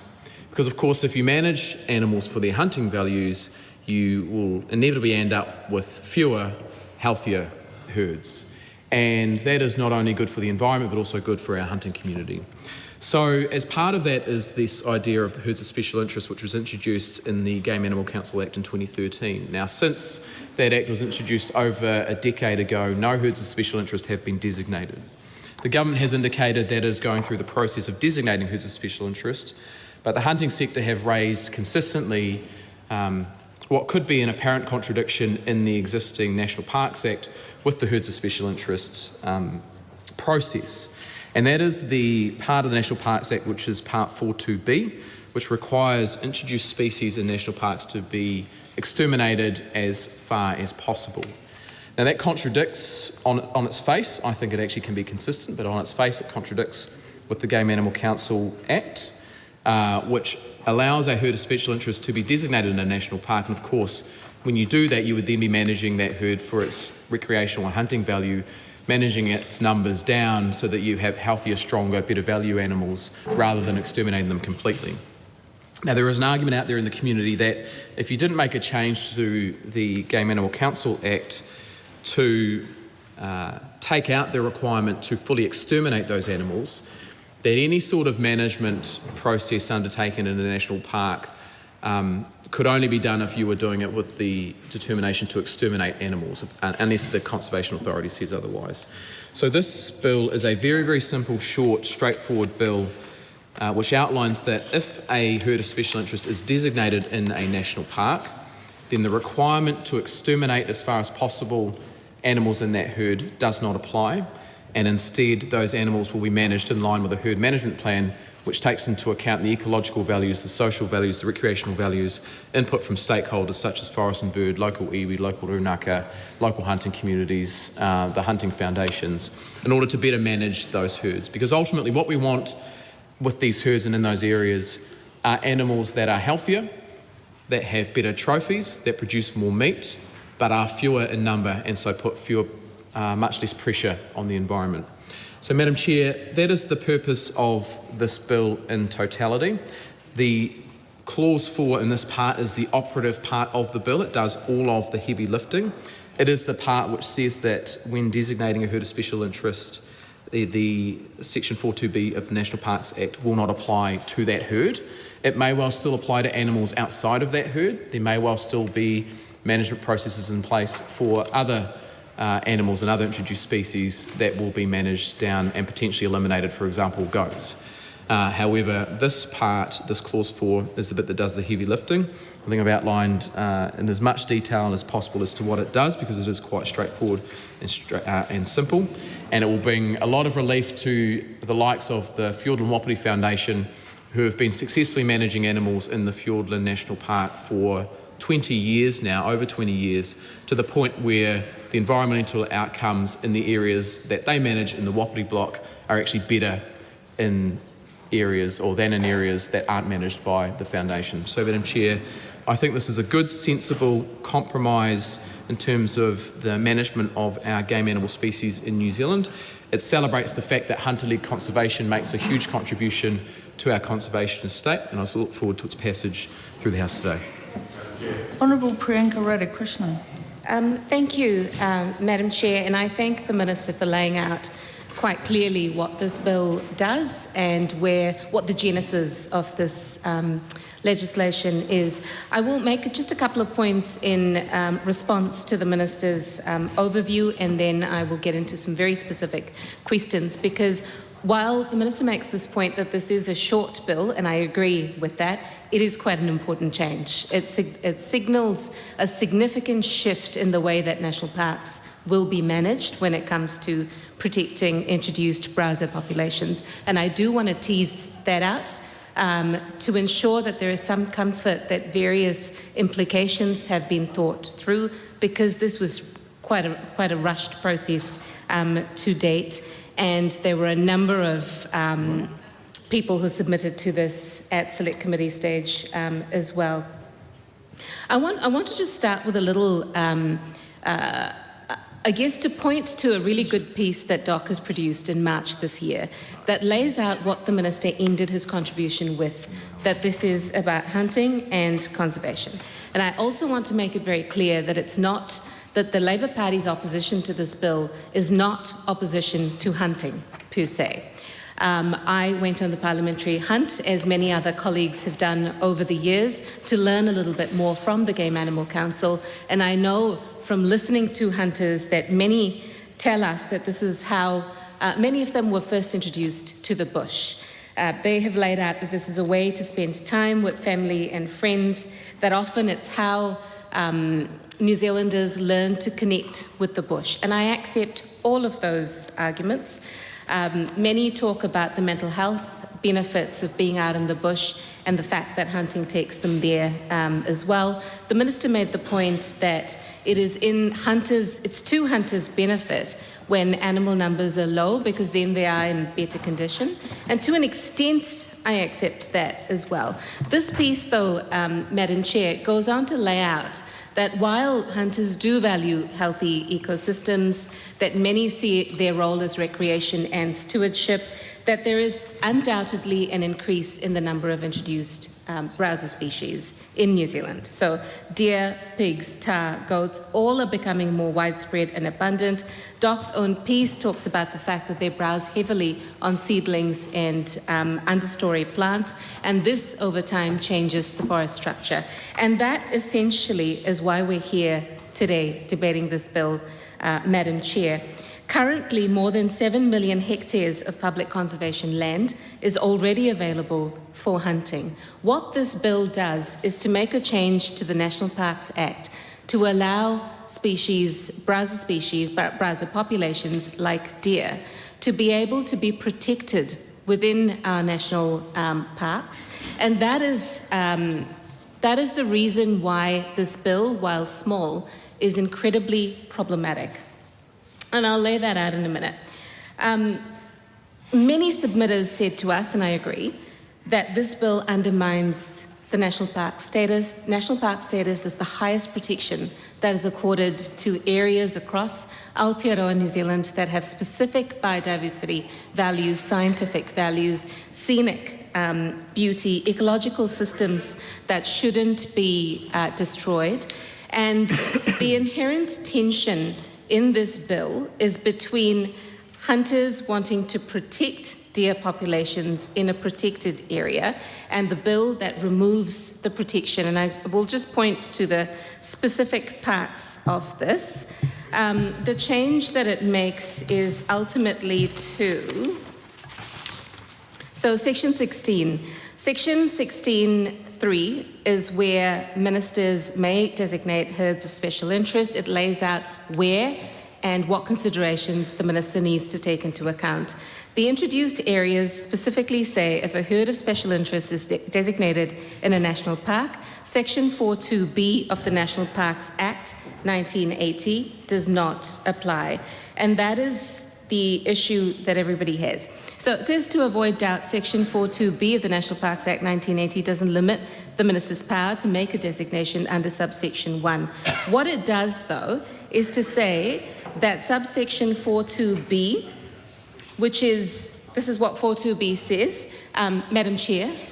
Yes, I'm going to take another call from the Honourable Priyanka Radhakrishnan, but before I do, to those speakers on my right who are asking for a question, it's fully proper for an opposition spokesperson to be able to outline what they're thinking about the bill before they actually go into questions. And so I know that the member has indicated she's going to do that soon, but she's been outlining her reasoning.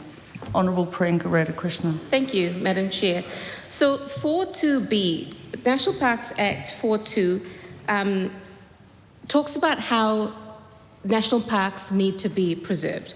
4.2b says that except where the authority otherwise determines, the native plants and animals of the parks shall as far as possible be preserved, and the introduced plants and animals shall as far as possible be exterminated. That is the crux of this bill.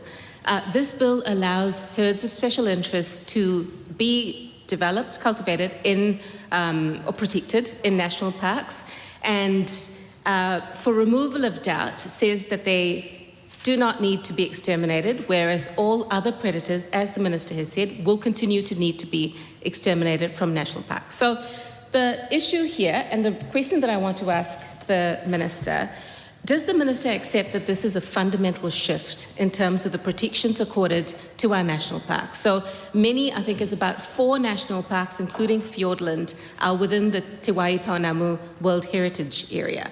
When UNESCO nominations were made back in 1989 by the government of the day, part of the rationale for protecting that was to exterminate predators as far as possible. Now this bill changes that and puts our international reputation at jeopardy. So does the Minister, firstly, does the Minister accept that while this is a short bill, it is a fundamental shift in the way that we protect the highest of our public conservation lands, which is national parks? Secondly, it does say in that particular section 4.2b that the authority, the New Zealand Conservation Authority, has a role to play in this. This bill undermines their authority when it comes to them having a say in what should be protected and what should not be protected within a national park. The New Zealand Conservation Authority themselves have come out and said that this legislation undermines their role, their statutory role. What considerations did the Minister give when making a decision to remove or undermine the Conservation Authority's role in this? And I will also touch on, I know that other colleagues may want to touch on this as well, but iwi and hapu have also submitted to say that there is no requirement in this legislation for their views to be taken into account. Much of this is within Ngāi Tahu's takiwa, and they have opposed the designation, the ability to designate the herds of special interest, and particularly also to undermine the status of national parks, when currently hunters can continue to hunt in 7 million hectares of public conservation land. Why, Minister, do we need to reduce the protections for national parks? Madam Chair. James Meager. Okay, Madam Chair, there's quite a bit in that, but first of all, I'll push back against this idea that herds of special interest are designed to protect animals. It'd be an interesting definition of protect if a mechanism was put in place to reduce the number of animals in an area. So I don't know how that's protecting a herd when you're actually reducing and limiting the number of animals in that area. So it's a strange concept of protection, but I know that's their talking point and that's what they'll push to try and justify their opposition to it all the way throughout.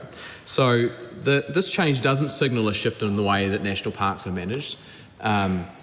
It clarifies the status quo. The status quo is that under 16(1)(b)(2) of the Game Animal Council Act, you can designate a herd of special interest in a national park. That is the status quo.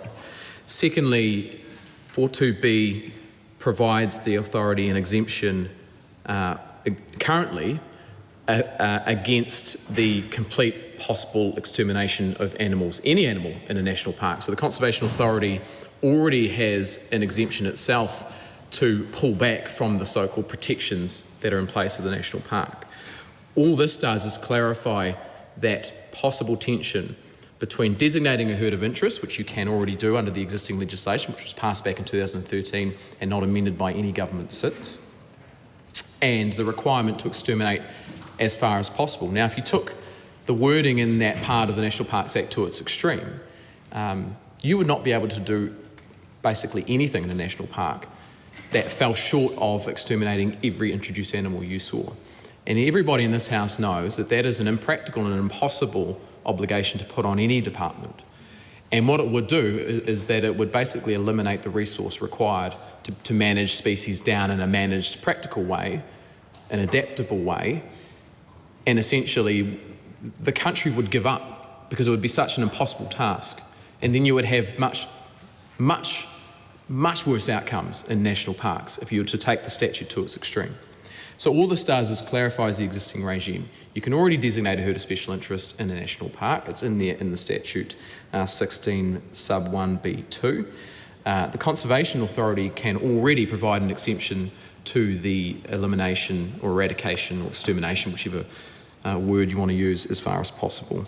Now, in terms of undermining or the claim that it undermines the Conservation Authority, they may well say that, of course, any organisation that sees its ability to make decisions or have influence shifted will obviously say that.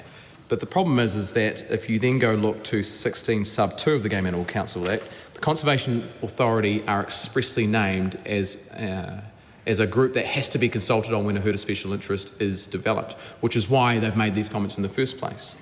And then the Game Animal Council Act is listed in Schedule 1 of the Conservation Act. Conservation Act is subject to Section 4 treaty obligations, and so Runaka and iwi also are consulted throughout the herd of special interest process, which they have been done in this instance, and which is why the member knows about Ngāi Tahu's opposition and the views of Tūwhare Toa and iwi up in Central Plateau. I would note for the record that just because one part of Ngāi Tahu says that they believe something doesn't mean that every part of Ngāi Tahu believes that, doesn't mean that every Ngāi Tahu member believes that. And so if you're going to go out there and say that, well, we're going to take the view of some members of Ngāi Tahu or some Runaka as gospel as representing the views of every single tribal member, including those who actually value hunting and who actually go out there and use it to gather meat off the land, then you've got to take that with a bit of a grain of salt, because looking around the room, I won't speak for everyone in the room, but I can count at least one Ngāi Tahu member here who supports this legislation. So if we're talking about those views that the member raised, we can, I think, tick those off. There was a couple of final ones in there. Oh, the last one was the one raised right at the start where the member said that this has been a rushed process. The bill was introduced in May last year. It had a full select committee process. It's been awaiting its committee stage since November of last year. There's been over a year, 12 to 14 months, I think, of consultation on the herd of special interest designation process. If anything, I think probably Mr Luxon would agree with me that there are members out there in the hunting sector who have said that this process has gone on too long, and we need to get on with actually helping hunters lead the conservation effort in those parts of the country where they actually not only go out and take animals off the land, they set traps, they clear tracks, they restore huts for every New Zealander to use. So that addresses, I think, those questions for now. Madam Chair. Scott Willis. Thank you, Madam Chair, and I appreciate the opportunity to take this call as a hunter and as a conservationist. But I also would like to make the point, to the Minister's point, that hunters are conservationists. Some are, but some aren't. And the reason we see fallow deer in the St Mary's Range in Otago is because they've been introduced for hunting. The reason we see wallabies south of the Waitaki River is not just that they hop across the bridge, it's because some people have introduced them. Hunters have introduced wallabies south of the Waitaki River. So the myth, Minister, that we are going to see a fantastic conservation result from the herds of special interest, I think, is something that we need to challenge, because we are not already seeing it. We are seeing spot examples of good practice in a wider space where things are totally out of control. And that's what this bill is about. It is a small bill, but it is significant, and that's why we oppose it. Green Party policy and our position is that we must remove or eradicate, where possible, large non-predator invasive species in areas where they threaten important ecological values. It's pretty straightforward. This supports our national parks. It supports the work to retain what is so precious to our community.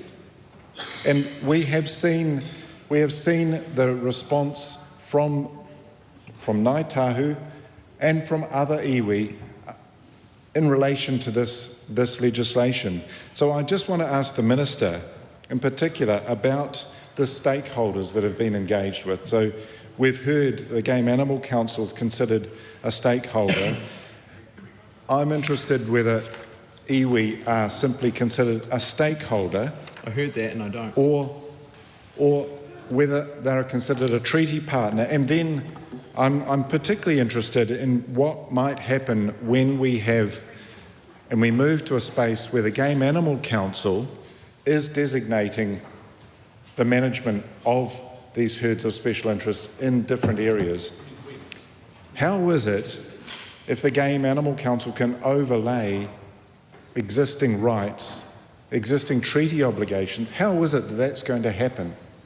What government responsibility is there to make sure that there is the treaty agreements and partnerships have been upheld if the Game Animal Council is going to come in here and decide what exactly is going to happen in a particular area? And I'm thinking in particular, there's a very good submission from Ngāti Rongomai, from Ngāti Tūwharetoa, who talk about the challenge that they see, where they are a treaty partner with specific legally binding rights and responsibilities over the management of land in their rohi. What this bill will do is take that away. That'll take that away. It'll give it to the Game Animal Council to manage the land and manage what happens, the herds of special interest that have been designated in that area, to manage that over the rights of Ngāti Rongomai. So how does the government manage when it has overridden its treaty partnership and treaty agreements? How does the government, how does the Minister see this will work? Does the Minister think that this is going to be a smooth ride all the way through when we are putting the Game Animal Council over the treaty partnerships, giving them a right to designate Hosie and how Hosie is managed in that area? That's an opening question. Minister, we have quite a number of questions, because we've got the myth here that we have hunters who will deliver conservation benefits. When we heard through Select Committee from so many hunters who said that this is the wrong way to go. As a hunter myself, I'm very aware of how hunters are incapable of delivering better conservation benefits because it doesn't happen in a Honourable James Meager. Madam Chair, I mean, well, this ridiculous assertion about this myth that hunters do nothing for conservation. Well, I'd talk to Scott Willis and just say, what would the state of the Fiordland National Park be if the Fiordland Wapiti Foundation hadn't spent the last 20 years managing animals in that area? Absolutely disgraceful contribution to say that hunters make no contribution, and there's a myth that hunters are doing nothing out there to help the conservation estate. They're the ones that are going out there laying the traps to help protect the blue duck. They're the ones going out there maintaining and fixing the traps. When was the last time anyone on this side of the House actually got out in the Fiordland National Park and actually went down and checked some traps and maintained some traps? There you go, one hand, silence from the rest of them. So absolutely disgraceful that you'd say that, and in fact shows that you know nothing about the bill, because it's not the Game Animal Council that designates a herd of special interest. It's the Minister. It's the Minister of Hunting and Fishing that designates a herd of special interest. It's not the Game Animal Council that necessarily manages a herd of special interest. It's the Minister who decides who manages a herd of special interest. So I think the member needs to stop getting too far ahead of where he is and focus on the bill at hand. And I heard the snide remark from Shannon Halbert, who sat there before and said, oh, the Minister purports to speak on behalf of Ngāi Tahu. Well, no, I'm not so arrogant like you are to think that one individual speaks on behalf of an entire set of people. I would never be so arrogant to presuppose that my individual view on this actually speaks for an entire group of entire people. And so to sit there and to snipe away and to sit and assume, like that is your ideology, where you say that we all think the same, all Māori think the same, you know, we're one homogenous group and we've all just got one attitude towards this, and if only we all fell in line, we'd be good little boys and girls. Well, that's a horrible attitude Mr Halbert to have, and when he goes back up north later on today, he can go and talk to his people about the arrogance that he's shown here today. Now, Madam Chair, back to the bill at hand. The bill does one thing. It says that when you designate a herd of special interest, Part 4.2b of the National Parks Act, which requires the extermination as far as possible of all introduced animals, including those in herd of special interest, must be undertaken. All this does is it says when a herd of special interest is designated in an area, the animals in that area will not be subject to the extermination requirement. They'll be subject to the management requirement of a herd management plan, which is developed in consultation with a number of individuals and groups, and which, for the record of the House, I will read out right now. That includes the Minister of Primary Industries, the Department of Conservation, any relevant regional council, local councils, New Zealand Conservation Authority, relevant conservation boards and relevant organisations that the Minister considers appropriate. And I think the members in the House also need to be careful about the terms they throw around, because when you're talking about the iwi that are involved in here, you're actually for the Fiordland area, you're talking about the rūnaka.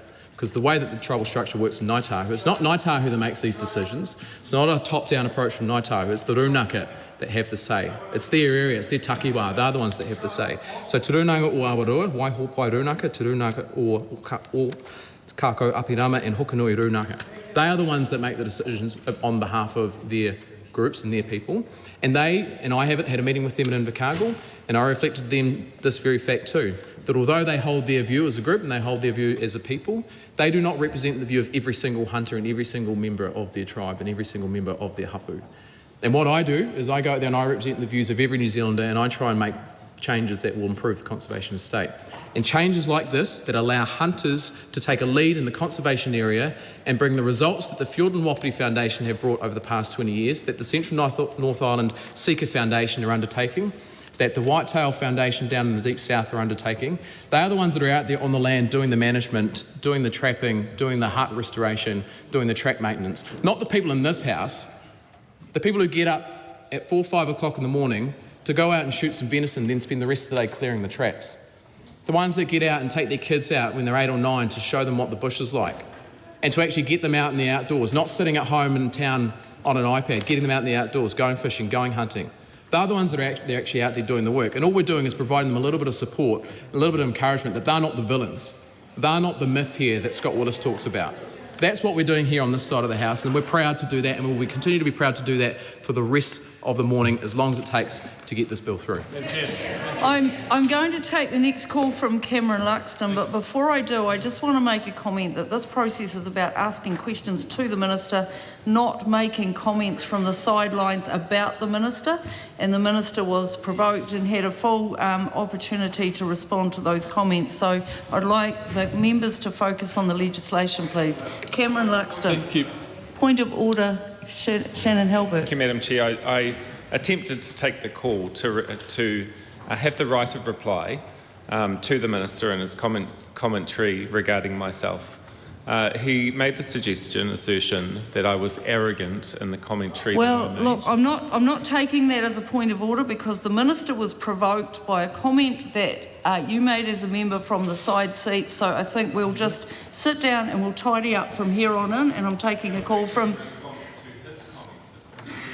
Yeah, but you actually attacked directly towards the Minister. So I'd ask the member to sit down at this point. Cameron Luxon. Madam Chair, thank you very much.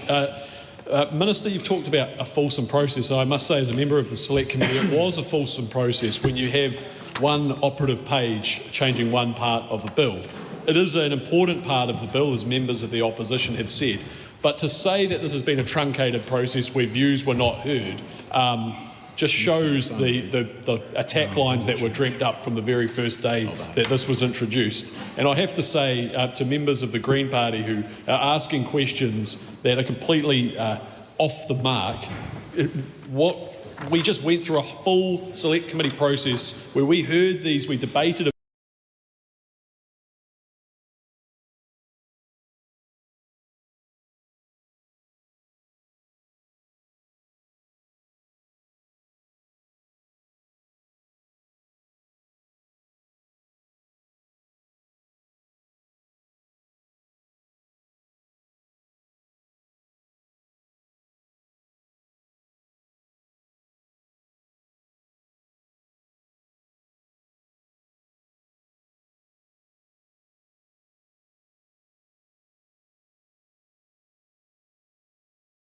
completely off the mark.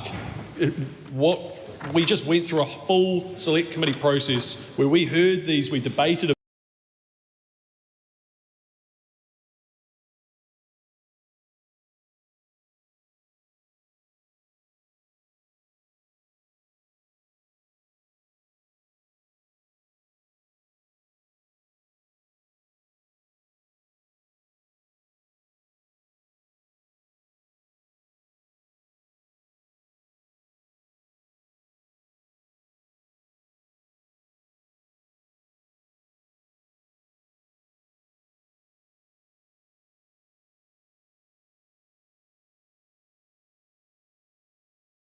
completely off the mark.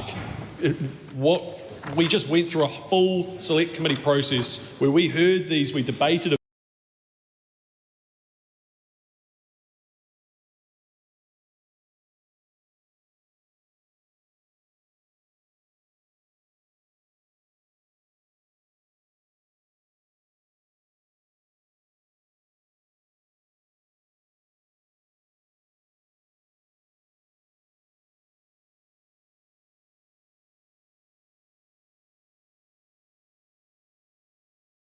mark. We just went through a full Select Committee process where we heard these, we debated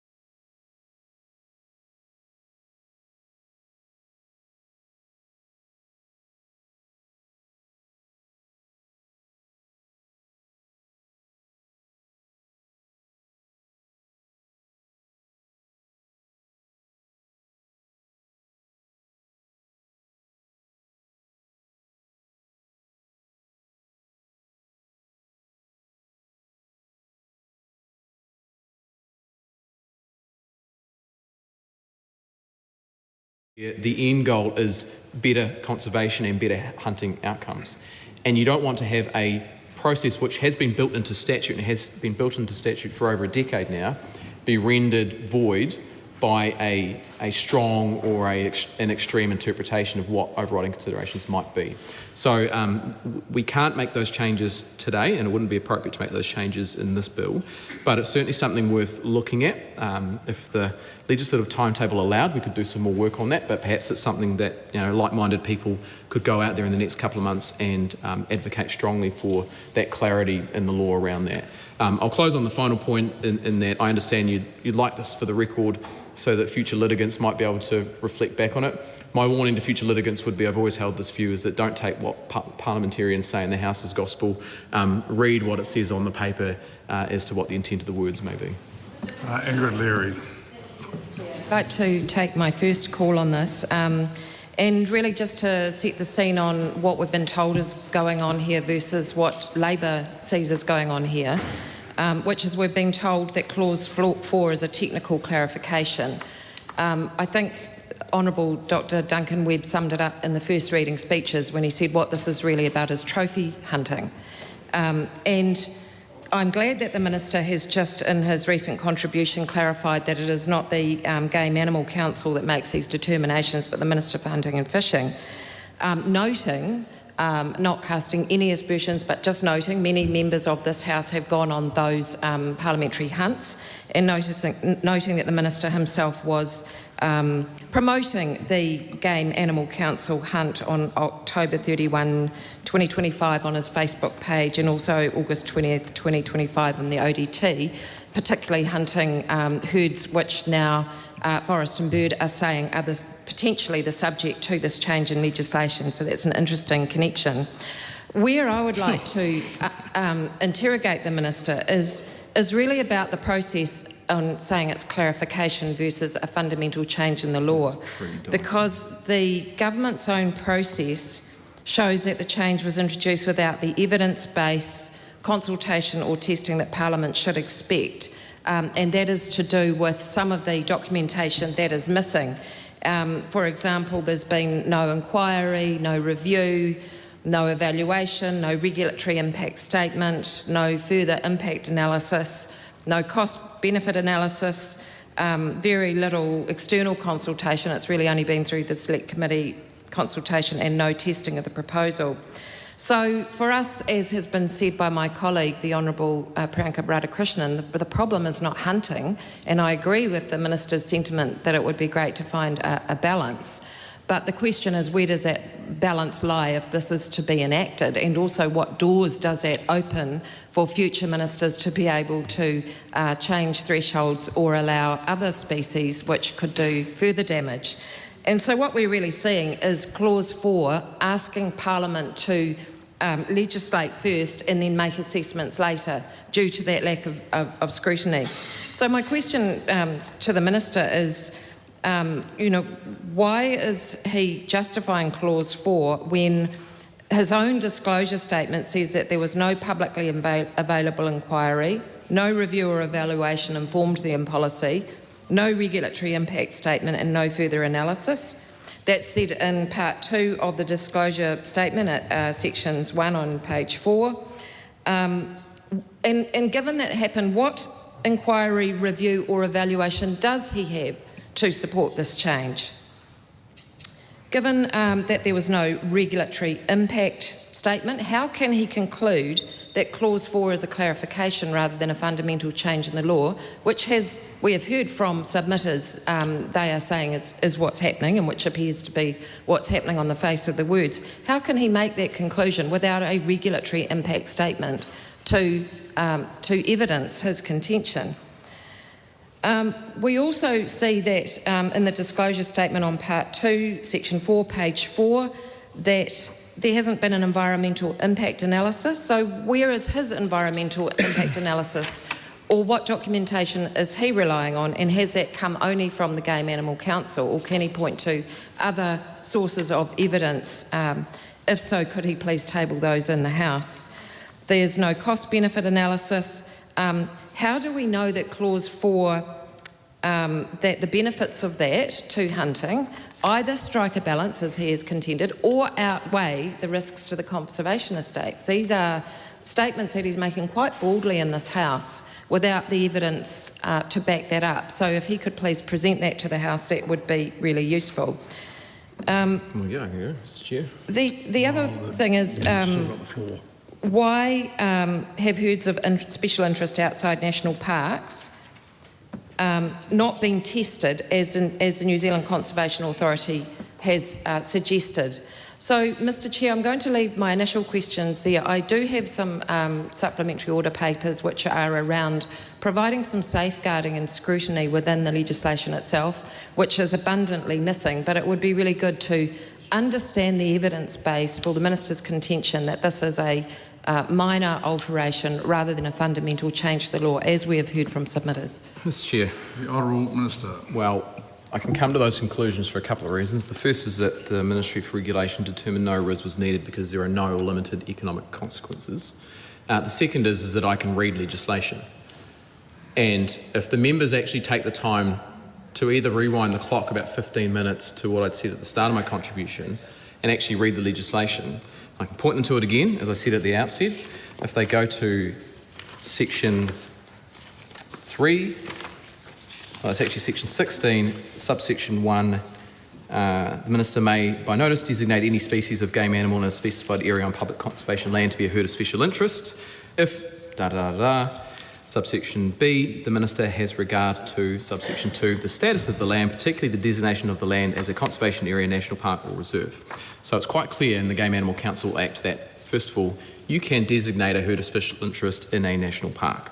So that is the existing law and that's the status quo. If the members want to argue against that, if they are privy to some special argument which would enlighten me as to the fact that, the statute doesn't allow a herd of special interest to be designated on a national park, then do tell me, because that's not what the statute says. Then secondly, 42B of the National Parks Act says that insofar as possible, any introduced animal, which would be an animal which would be in a herd of special interest, must be exterminated as far as possible. Now, the argument is that there's a clear contradiction there, because to designate a herd of special interest, you must have a herd management plan.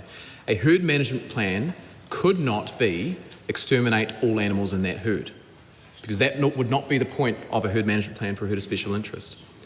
So therefore, to clear up that possible contradiction, you could have an interpretation of that which would say, well, obviously the requirement in 42B to exterminate introduced animals as far as possible would be interpreted in light of a herd management plan to not mean eliminate or exterminate every single animal, because otherwise you'd have one statute saying one thing, one statute saying another thing. So that is the existing law. To clarify beyond all doubt and to actually take care of some ongoing litigation which is happening in the Deep South, we have decided to make it very, very clear to everyone in the country that when you designate a herd of interest, you can do so in a national park. And the requirement to exterminate, as required in 42B, will no longer apply to an animal in a herd of special interest because it would contradict with the purpose and the nature of a herd management plan. And I think that is the clear reason for having this change in here. It is a simple clarification of the existing law. It's a shame that we have to have this clarification because, it is subject to challenge in some parts of the country.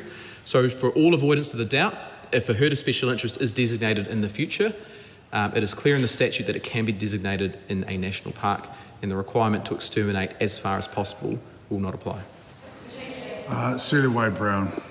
Thank you, Mr. Chair. I've got a number of questions for the Minister, and I rise to speak as the Associate Conservation Portfolio person in the Green Party, but I also rise to speak as the mother of hunters.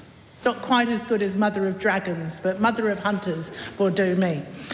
I think we need to reflect on the history of conservation in this country before we come to the detail of what the Game Animal Council Herds of Special Interest Amendment Bill actually does. I mean, there's a proud history. There's national ministers like Dennis Marshall really set up the conservation estate. More recently, the Right Honourable John Key led off with predator-free strategy. But despite the protestations of ministers, most recently, I believe, Minister Bishop at the Environmental Defence Society, he said environmental protection is at the core of the National Party. Well, I can tell you that the audience erupted in laughter at that point. So this very short bill cannot be seen in isolation from the other parts of the war on nature. I would like to now move to some questions before the chair frowns at me. And well read, Ms. Wade-Brown. First of all, I've got some examples of what's going on outside our national parks. And I just wondered if the Minister might reflect on some of this in his response. For example, we've got wild deer-free Northland. Thank you, my beautiful assistant. Wild deer-free Northland actually promotes this even to real estate agents, that the values of Northland are better protected without wild deer. Very few deer in Northland, that's why. And isn't that great? Because it never had been. Next, once upon a time there weren't any wild deer anywhere. And I would like to show the Minister and other members and anyone watching a couple of examples. This comparison, this is Te Wharawhara, Ulva Island, taken in January 2026. Beautiful, dense undergrowth, wonderful place. Same latitude, same month, same weather, same ecosystem. Aotearoa, Stewart Island, too many deer.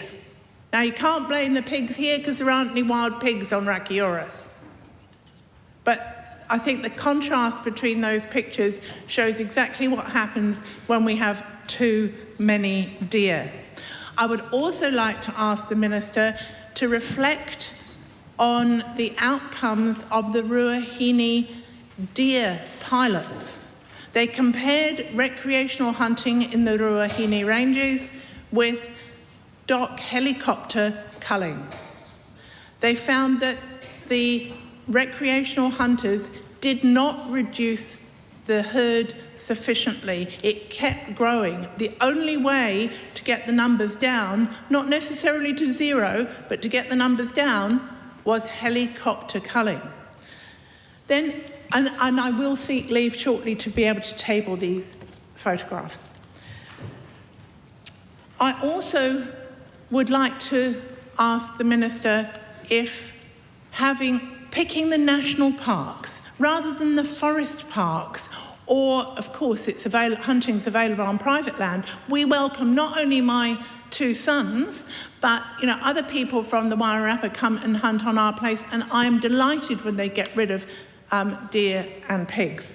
But does promoting the national parks as the best place to have herds of special interest mean that we are trying to attract just the richest overseas tourist trophy hunters, and that potentially we are going to exclude the average Kiwi hunter, who will, some of them work on the conservation estate as well, some do not? I have more questions. Point of order, may I? Leave is sought. What, you're seeking leave to table those. Leave is sought. Is there any objection? There's no objection. Thank you. I will just say you've indicated more questions. You've done some very good contextual work. I would expect much more nuanced contributions in the future.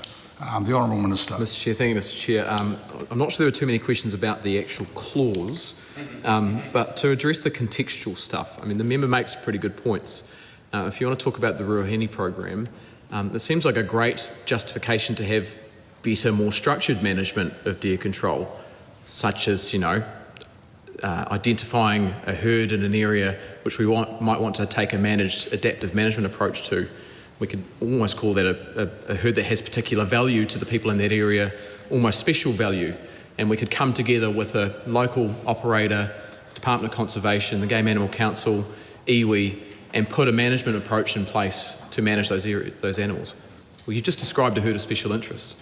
That's what the idea around the herd of special interest proposal is in Central North Island Seeker Foundation in and around the Kawikas and the Kaimanawa Forest Park areas.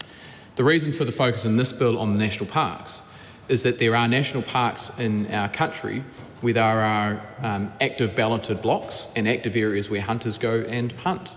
You take the Wapiti block area in Fiordland National Park. You've got Tāua through Taiputini National Park, up my way in the back of South Canterbury and Mid Canterbury. You've got Tāua through there. You've got Whitetail and Redstown and Rakiura Stewart Island. I've been on Ulva and I've been on Stewart Island as well. And so I think, again, this is another example of why you might want a strategic, adaptive management approach to managing the numbers down on those islands. Because I'll tell you what, if you go to Stewart Island and you go to the locals and you tell them, sorry, but as of next week, we're going to be nailing every single part of this island with whatever control measure we are to remove all the deer, you're not going to be welcomed back on Stewart Island. You're not going to be welcomed back with much fanfare. So try telling the people that live in those areas and that rely on those resources that you're going to go and eliminate every single animal in that area. It's not practical. It doesn't actually engage with what the community wants down there. Now, the member raised a whole bunch of other issues too. I'll just touch on a couple of them. Should we do more about encouraging hunters to get access to private land in order to help them with their animal problems? Absolutely. New Zealand Deerstalkers Association have a landowner access program where they can partner experienced hunters with hunting groups with landowners to go do management on their property. MPI are working with DOC, Game Animal Council, NZDA and landowners in Huranui, the Wairarapa and the Rangitikei on feral deer control programs at the moment. The Field and Wapiti Foundation, of course, as part of their management program, remove animals by what's called wild animal recovery operations, WARO, which are helicopter operations. They fly in, take out animals, fly them out and do venison meat recovery. All of these things that I think members are thinking are novel approaches to game animal management are in place. And the purpose of a herd of special interest is to recognise that a piece-by-piece approach that we've taken for the last 10, 20, 30, 40 years doesn't work. And when you look at what does work, you look at what the Field and Wapiti Foundation have done down in Fiordland, and you look at the data that was presented to the Select Committee which showed that the browse levels in areas controlled by the Wapiti Foundation is far, far lower than areas outside of that, which shows that when you take a managed control approach to this, it leads to good hunter and good conservation outcomes. Now, I'll touch on the final point because I can't let this go on the record. Hunting in these areas is not about it's all for the wealthy. In fact, it's very difficult if you had unlimited amounts of money to do any kind of hunting in that area because you can't land helicopters. You've got to get concessions for this kind of stuff. If you enter the Wapiti ballot, it's $100 to enter the ballot and $200 if you're successful. And I've been to the ballot down in Fiordland and Te Anau, and I've seen the immense excitement on the faces of people who win a ballot spot because they're so precious to come by, and they get 10 days to hunt in the wilderness by themselves. And if they're lucky, if they're very, very lucky, they'll come across a trophy at some point. And if they're not so lucky, they'll come across a hind or a doe and they'll take some venison off the land to take home. But you're not talking about people paying millions and millions of dollars, although that's a great idea, and I think if we extracted more economic value out of our hunting sector, we could pour more back into the trapping programs and the track management programs and the hut restoration programs. And I'll just leave it on this. We talk about these animals being introduced, and we talked about deer-free Northland. I think everyone in Northland, and actually everyone in the game animal sector, agree that deer-free Northland is a good thing. So you actually need different management approaches to different parts of the country, because in Northland they don't want deer. That's fine. They've got other animals to hunt down there.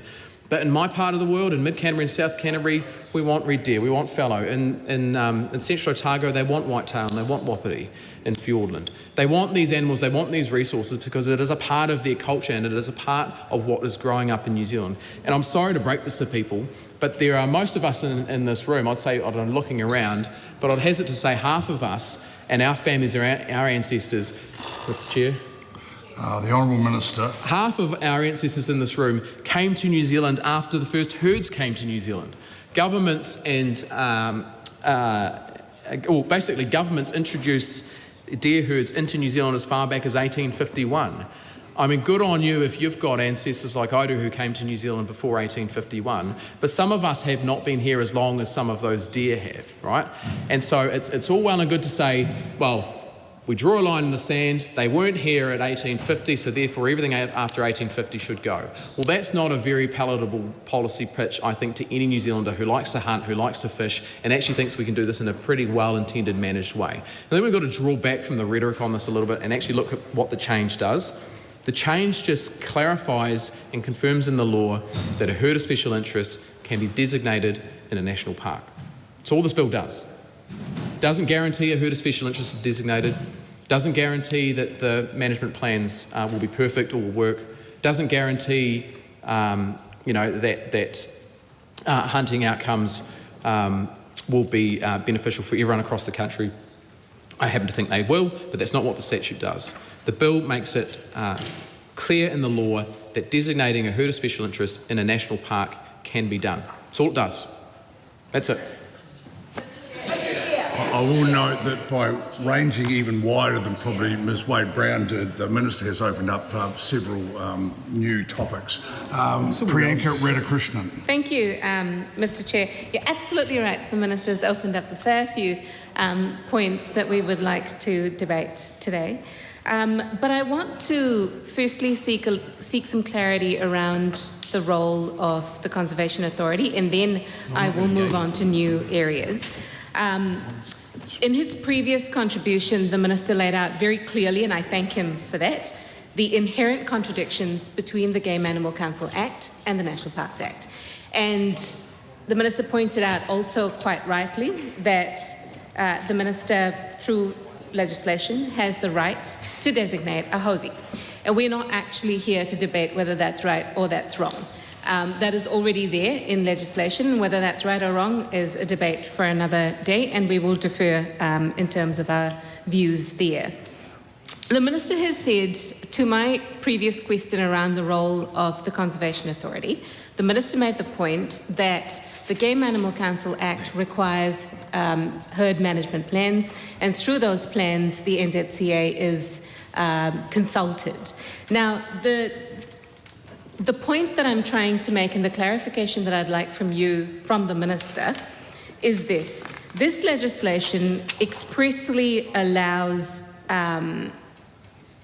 for Section 16 to override 4.2b of the National Parks Act. That's why we're all here today. Now, Section 4 of the National Parks Act lays out across its various sub-clauses how national parks will be maintained for the purpose of preserving their perpetuity, as national parks, and goes on to all the distinctive features of national parks and so on and so forth. 4.2b basically says that the parks need to be maintained such that indigenous plant life and animals are protected, except where the authority otherwise determines.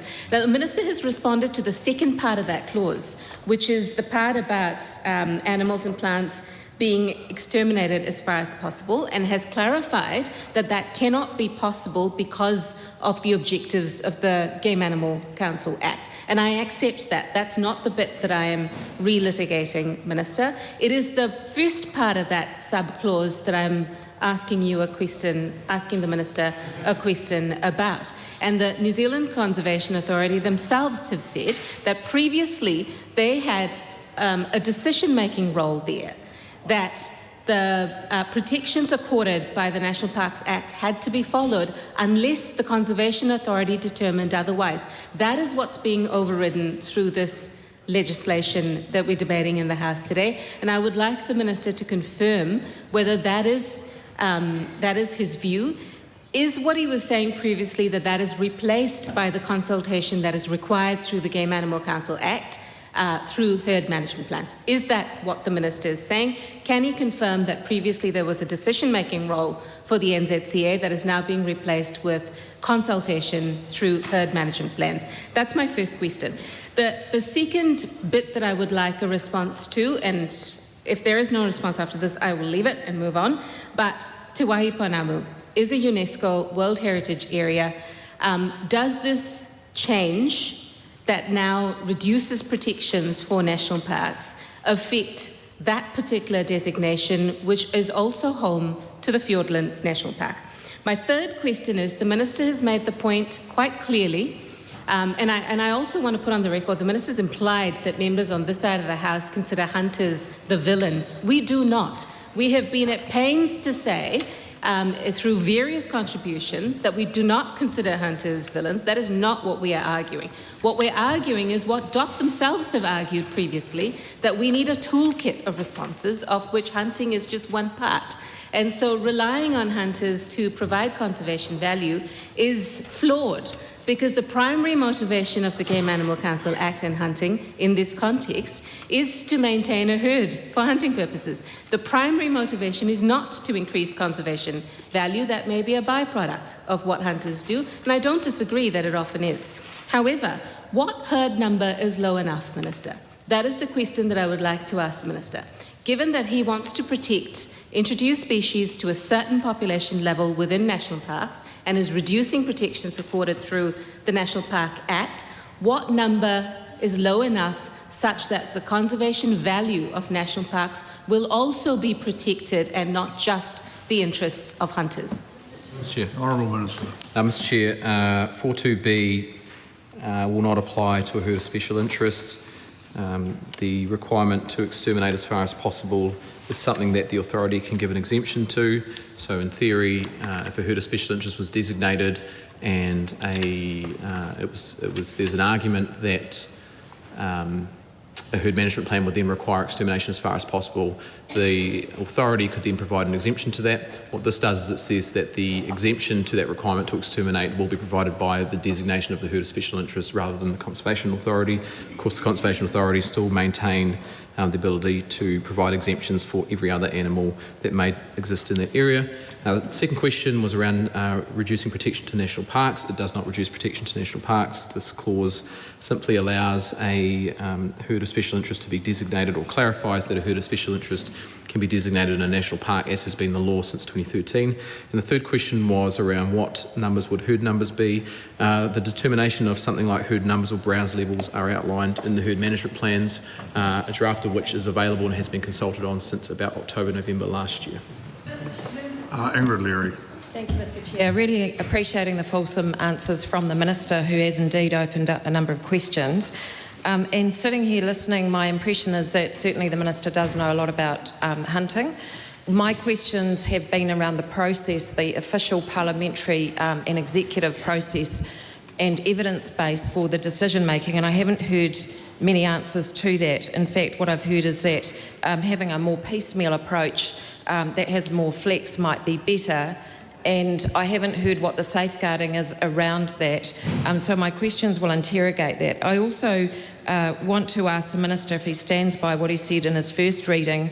This bill further supports our government's view that the hunter-led and community-led conservation effort is the key to improving and protecting our nation's biodiversity. That seems to contradict what he's saying today, which is that hunting plays a part in it, and I'm wanting to understand from the Minister what his final position is on the role of hunting in the conservation space. I'd also like to just draw your attention, Mr. Speaker, to the fact that we have more questions on Clause 6, which we haven't embarked on, and my 5 amendment papers. But my short, specific questions to tidy up this last part, which are different from the previous speaker around the New Zealand Conservation Authority, is really about the submission that they made, where they say it contradicts long-standing legislation and statutory provisions designed to protect New Zealand's most treasured conservation lands and waters, namely national parks. They also say they're concerned the proposed amendment erodes its responsibilities without specific consultation with the authority, and critically they say the authority was never given the opportunity to make that decision. That's on pages 3 and 4, paras 8 to 16 of their submission. So my questions are, why are we legislating instead of asking the New Zealand Conservation Authority to exercise its existing statutory power? Indeed, the submission from the former member of this House, Honourable Eugenie Sage, says that there are existing provisions that could have been used. So why are we legislating? That opens up also the question that the Minister himself brought into this debate, which is he referred to some litigation happening in the South Island and said this is around clarification. I'd like to understand from the Minister, is this bill in response to litigation? Is he comfortable with this House becoming involved in law changing while litigation is underway? And that does seem to be a philosophical difference between our side of the House and his, where we have seen bills entered into the House with the deliberate intention of overriding the courts, and the Minister, as a lawyer, will appreciate the jurisprudential issues around that. And yes, there's parliamentary sovereignty, but I'm really wanting to understand the role that litigation has played. If he can please advise who are the parties in that litigation, and when was that case taken, and is that case still currently before the courts? Because I think that's a really problematic situation that needs further discussion and debate if that is indeed the purpose of this bill. I'd also like to ask the Minister if the existing pathway is available or was available through the New Zealand Conservation Authority, why hasn't he used it? How does he respond to concern from multiple submitters that Clause 4 removes independent oversight? And I will hopefully get a call on my amendment paper to correct that if he is insistent on putting this bill through the House. And finally, how does he respond to the fact that, although he's saying this is a clarification, many submitters are saying Clause 4 is fundamentally inconsistent to the National Parks Act, and we're hearing from the Minister there are good practical and common sense reasons why there should be a patchwork of responses across the country. We have not heard from the Minister the legal and official and evidence-based procedural response to how he justifies this overriding of that Act by this bill.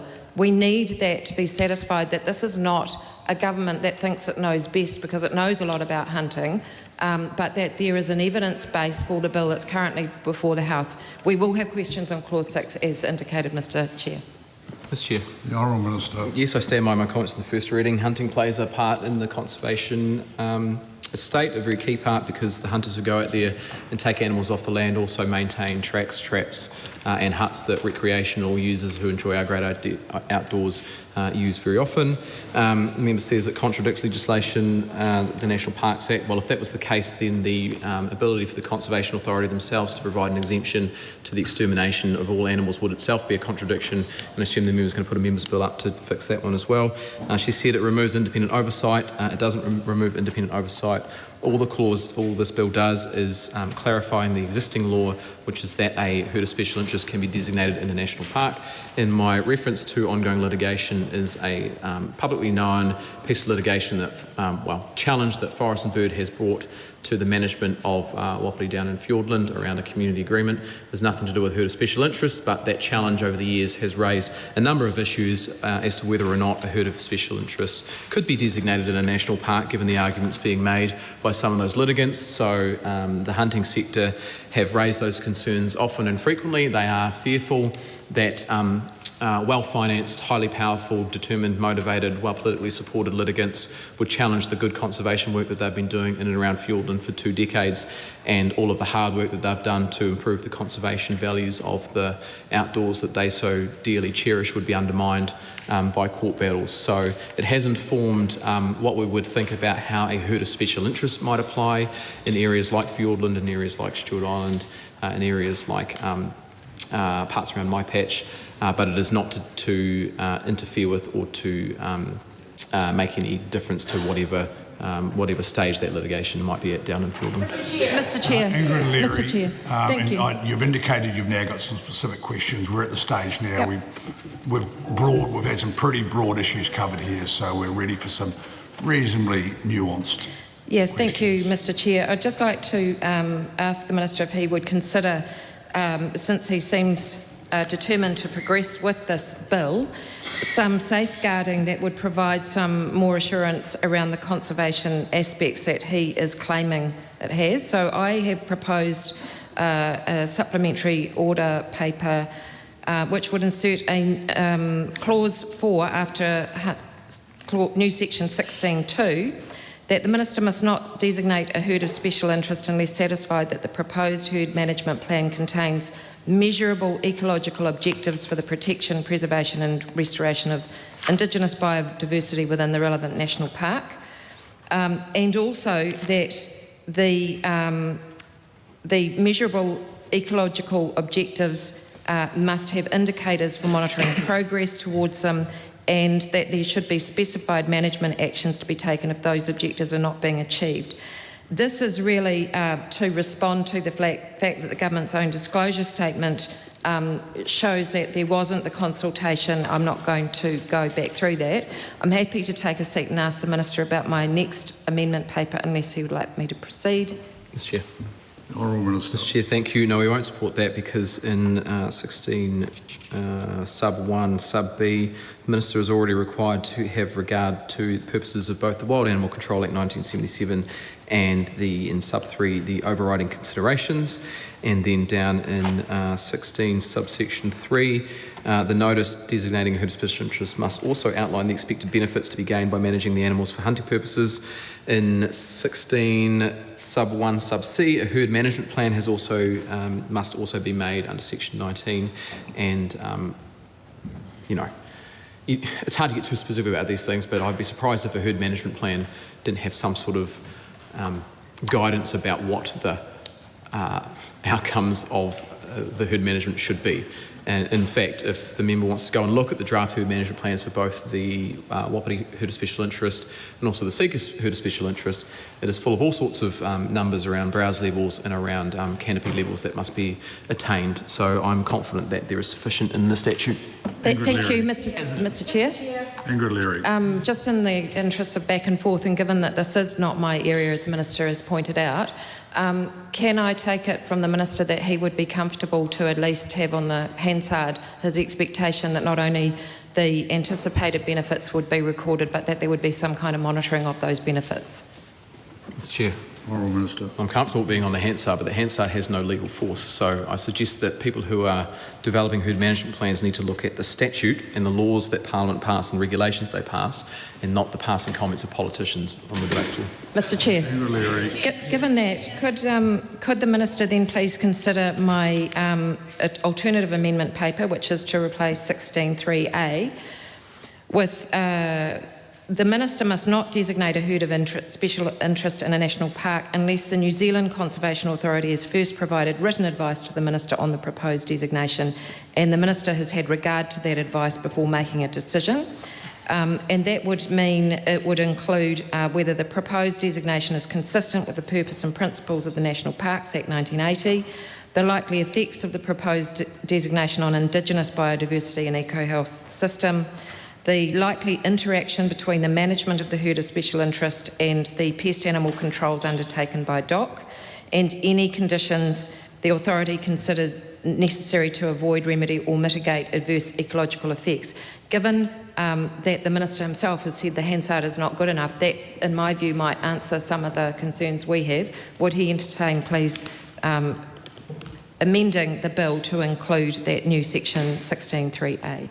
Mr Chair. Honourable Minister. No, because section 16 subsection 2 of the Game Animal Council Act says in determining whether a species of game animal is of special interest to hunters and can be managed for hunting purposes, the Minister must have regard to the advice of subsection E, the New Zealand Conservation Authority. Mr Chair.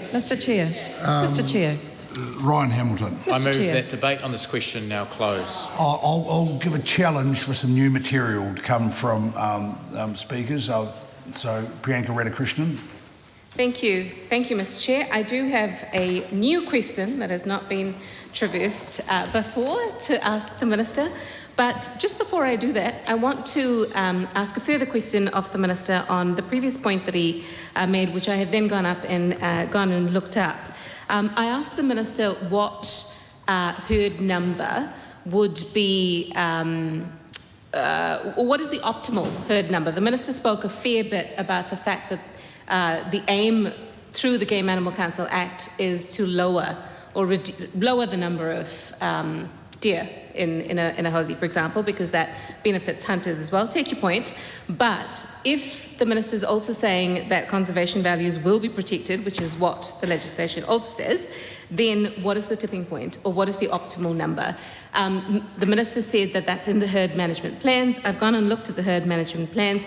We've heard through various select committee submissions that basically all of the peer-reviewed evidence, DOC's own scientific documentation that exists, basically shows that there is no actual number. The herd management plan itself says that basically that the herd needs to be of a sustainable number. It doesn't talk about ecological thresholds in relation to a number that would both be suitable to hunters but also reduce the impact, ecological impact on national parks. So I'd just like the Minister to clarify that.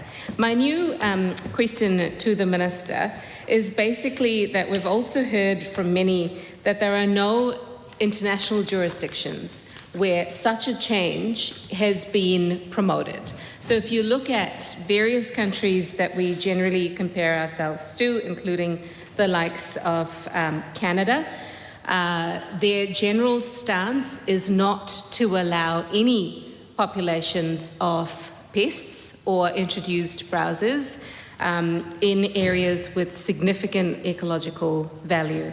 So we've heard from many around Australian national parks, for example, where so Australia, the US, and Canada are the examples that we've heard as a select committee, where there is no there doesn't seem to be a narrative there that there is any herd size that would be small enough to not then lead to damage to ecological value. So we don't see this being promoted anywhere else in the world, as far as we've heard. But does the Minister have any evidence? Has the Minister received any advice that will point to him that there is that it is possible, I guess, to strike that balance that he's talked about between a herd of an optimal size for hunters, but also a herd at such a size that it doesn't reduce the ecological value of national parks? Mr. Chair. Honourable Minister. Mr. Chair, the herd management plan has browse levels. That's the measure that much smarter people than I use to monitor whether or not the health of the ecosystem is in a good state, and browse levels correlate directly with the number of animals on site. And in terms of what other countries do overseas, it's all very interesting, but of course other countries have browsing animals as native animals, so there are multitudes of countries around the world which actually have very high protections in place for those animals, and I don't think it's comparison for our ecological system to draw on the management practices of other countries as to what's in and what's out. We should do what's right for us, and what's right for us is to pass a bill which clarifies that you can designate a herd of special interest in a national park without any more confusion. Celia White-Brown. Thank you. I wanted to follow up that particular answer. I think it's, first of all, I agree with the Minister that our ecosystems are unique, and I hope he would agree with me that deer are not moa. And I just wanted to follow up a little bit about his comments about browsing levels. If you are not a botanist, it's very easy to see there is still some greenery there, the browsing levels are fine. The fact that it's all crown ferns or all horopito or all some other unpalatable species is not necessarily plain to the average person out on the hills. So I would just wonder if the Minister feels confident that there will be enough resources for the Department of Conservation to do the more precise monitoring of and comparisons between exclusion areas, because that's quite expensive. And the other question I have for the Minister relating to how the ecological impact would be measured was his level of understanding and perhaps his expectations of the hunters' understanding that there are a number of species, particularly of insects, that are completely dependent on one or two other species. So the browsing levels, if you take the number of plants, might be fine. But if the ice cream species have been picked off by the deer, that doesn't just affect that species, it affects all of the web of other species that are connected. Thank you, Mr. Chair. Mr. Chair, given that this bill doesn't designate any herds of special interest, there'd be no advice or discussions about whether or not resourcing is available for a herd of special interest, because all of this bill does is clarify that a herd of special interest could be designated in national parks, as well as the existing law just provides that statutory clarification. But if a herd of special interest was to be designated, I'd be very confident that DOC would have the resources to undertake the adequate ecological monitoring required. Suze Redmayne. That debate on this question now closed. Question is debate on this question now closed. All those in favour say aye. To the contrary, no. The ayes have it. Please conduct a party vote. New Zealand National. 48 votes in favour. New Zealand Labour. 34 votes opposed. Green Party of Aotearoa, New Zealand. Te kaumārima ngā pōti e whakahe ana. Act New Zealand. 11 votes in favour. New Zealand First. 8 votes in favour. Te Pāti Māori. E whā ngā pōti e whakahe ana. Takuta Ferris. Ko tahi te pōti e whakahe ana. Mare Menu Kapakingi. Ko tahi te pōti e whakahe ana.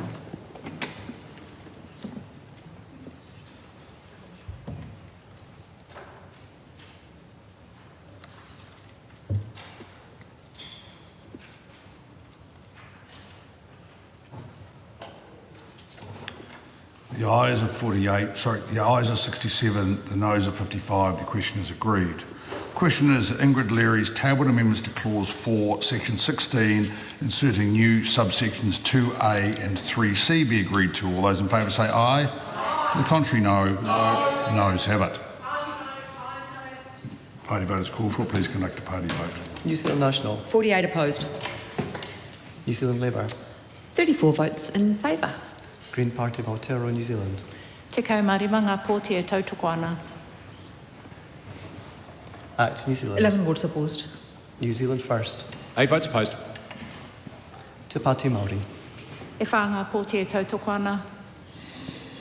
Takuta Ferris. Ko tahi te pōti e tautoko ana. Mare Menu Kapakingi. Ko tahi anō te pōti e tautoko ana.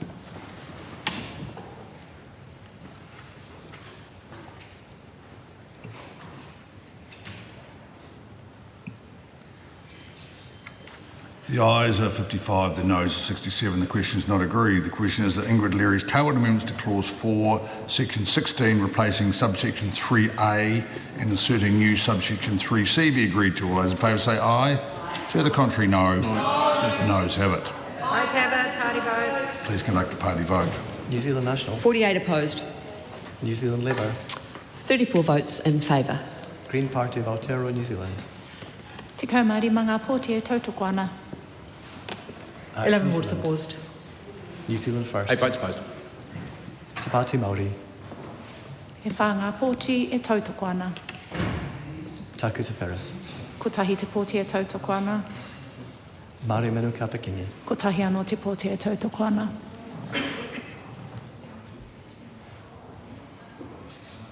The ayes are 55, the noes are 67. The question is not agreed. The question is a Part 1 stand part. All those in favour say aye. Aye. To the contrary, no. The ayes have it. Members, we now come to Part 2. This is debate on Clauses 5 and 6, consequential amendment to the National Parks Act 1980. The question is that Part 2 stand part. Mr. Chair. The Honourable James Meagher. Thank you, Mr. Chair. I cannot stress strongly enough what this part does.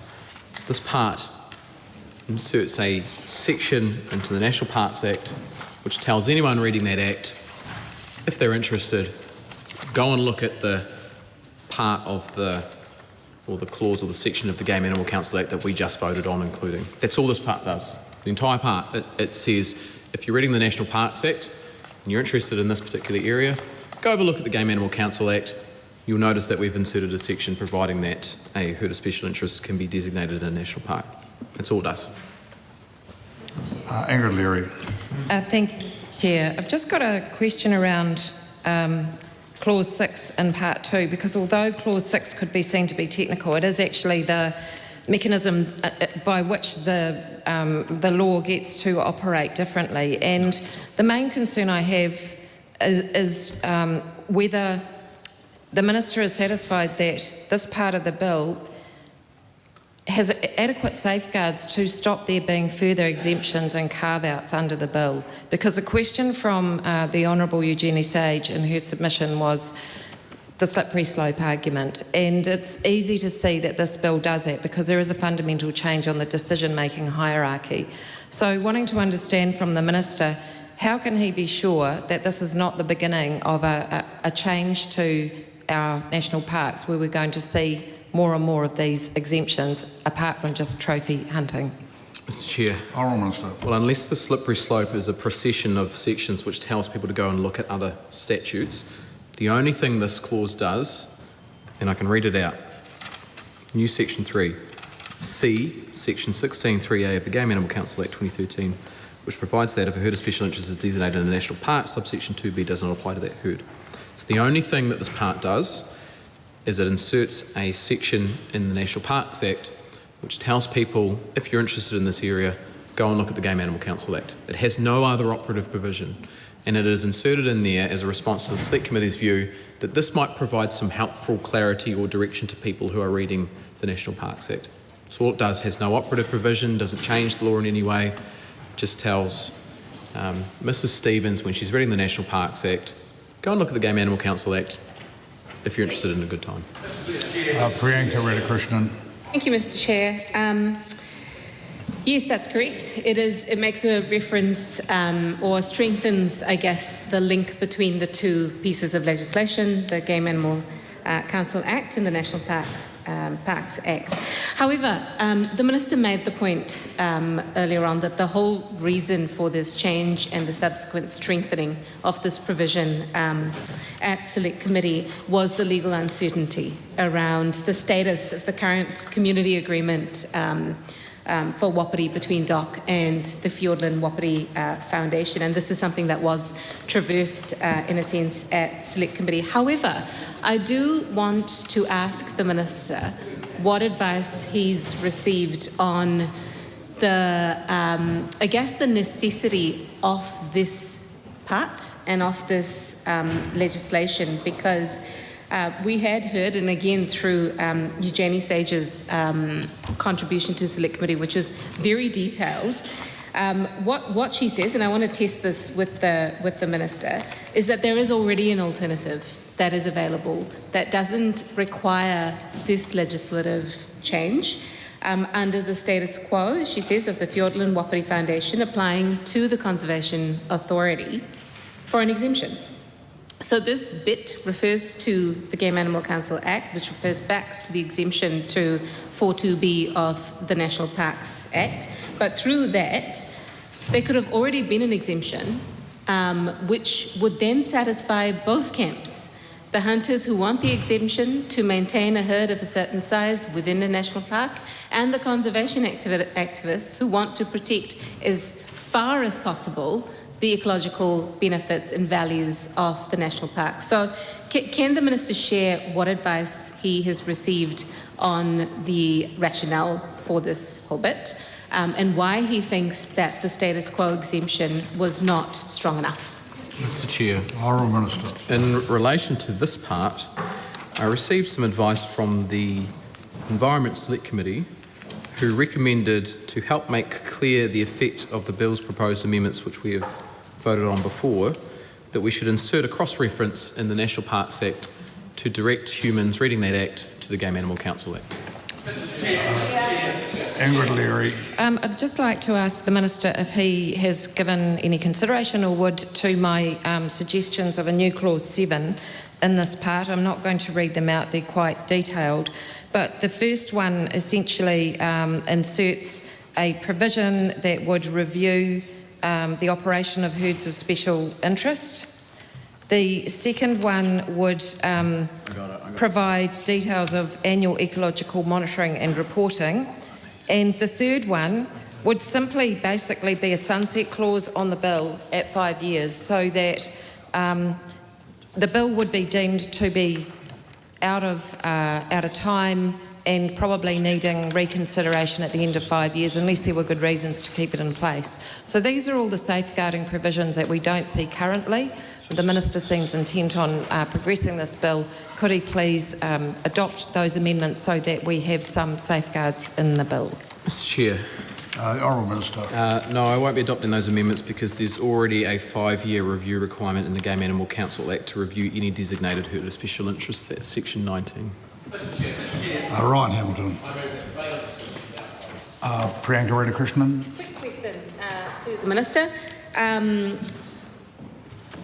Has the Minister received any advice that would point to anywhere in Aotearoa, New Zealand, where recreational and trophy hunting management has been successful in controlling animal numbers in such a way that it protects forests, shrubland, alpine grassland, given that we've been talking about the differences in priorities and motivations between the two groups?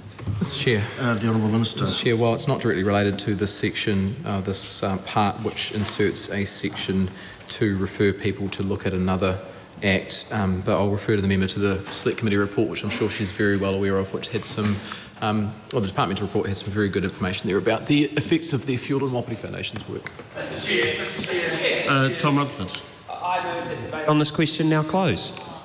The question is that debate on this question now close. All those in favour say aye. Aye. To the contrary, no. Ayes have it. The ayes have it. Party vote has been called for. The clerk will conduct a party vote. New Zealand National. New Zealand Labour. Votes opposed. Green Party of Aotearoa, New Zealand. Marima ngā pōti e whakaheana. Act New Zealand. New Zealand First. 8 votes in favour. Te Pāti Māori. E whā ngā pōti e whakaheana. Tāku Te Whereas. Kotahi te pōti e whakaheana. Miramana Kapkingi. Me te kotahi te pōti e whakaheana.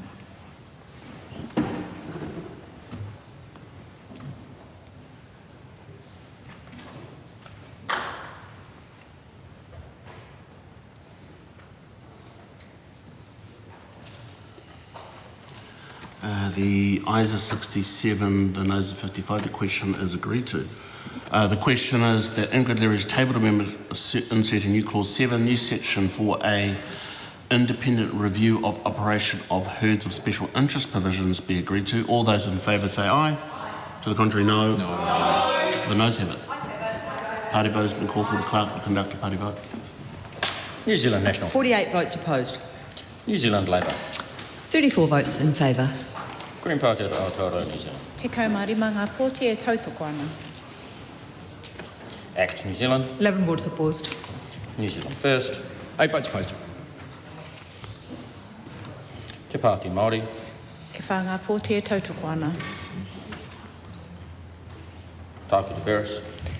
Kotahi te pōti e tautoko ana. Miramana Kapkingi.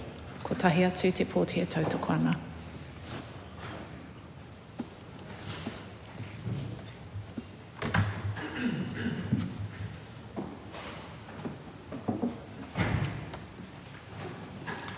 The ayes are 55, the noes are 67. The question is not agreed to. The question is that Ingrid Leary's tabled amendment inserting new clause 7, new section 4A, review of operations of herds of special interest provisions be agreed to. All those in favour say aye. To the contrary, no. No. Noes have it. The noes have it. Party vote has been called for. The clerk will conduct a party vote. New Zealand National. 48 votes opposed. New Zealand Labour. 34 votes in favour. Green Party of Aotearoa, New Zealand.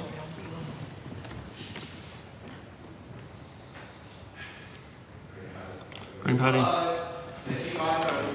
Sorry, yes, no. Te kaumārima ngā pōti whakahe. No.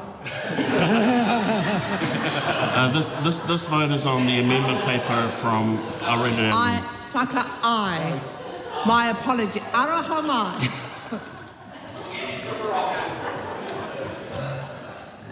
Act New Zealand. 11 votes opposed. New Zealand First. 8 votes opposed. Te Pāti Māori.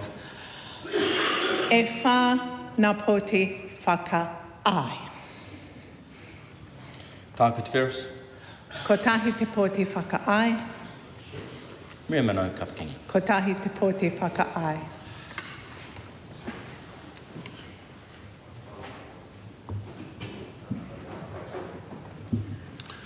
Okay, the ayes are 55, the noes are 67. The question is not agreed to. The question is that Ingrid Leary's tabled amendment inserting new clause 7, new section 4A relating to annual ecological monitoring and reporting be agreed to. All those in favour say aye. To the contrary, no. No. The noes have it. Party vote has been called for the clerk to conduct a party vote. New Zealand National. 48 votes opposed. New Zealand Labour. 34 votes in favour.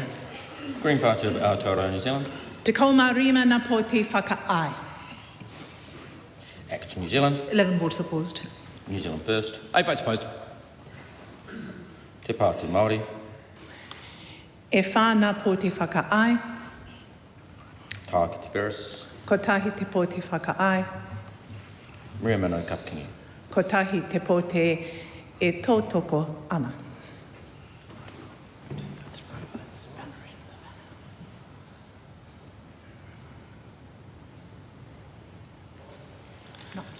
The ayes are 55, the noes are 67. The question is not agreed to. Ingrid Leary's tabled amendment inserting new clause 7 related to the expiry of amendments is ruled out of order as not being inconsistent in the correct form of legislation. The question is that part 2 stand part. All those in favour say aye. Aye. To the contrary, no. No. The ayes have it. Party vote has been called for the clerk and conduct the party vote. New Zealand National. 48 votes in favour. New Zealand Labour. 34 votes opposed. Green Party of Aotearoa, New Zealand. Te kaumārima na poti e whakahe ana. Act New Zealand. 11 votes in favour. New Zealand First. 8 votes in favour. Te Pāti Māori. E whāna poti whakahe. Tāki Te Ferris. Ko tahi te poti whakahe. Maria Mano Kapkingi. Ko tahi te poti whakahe.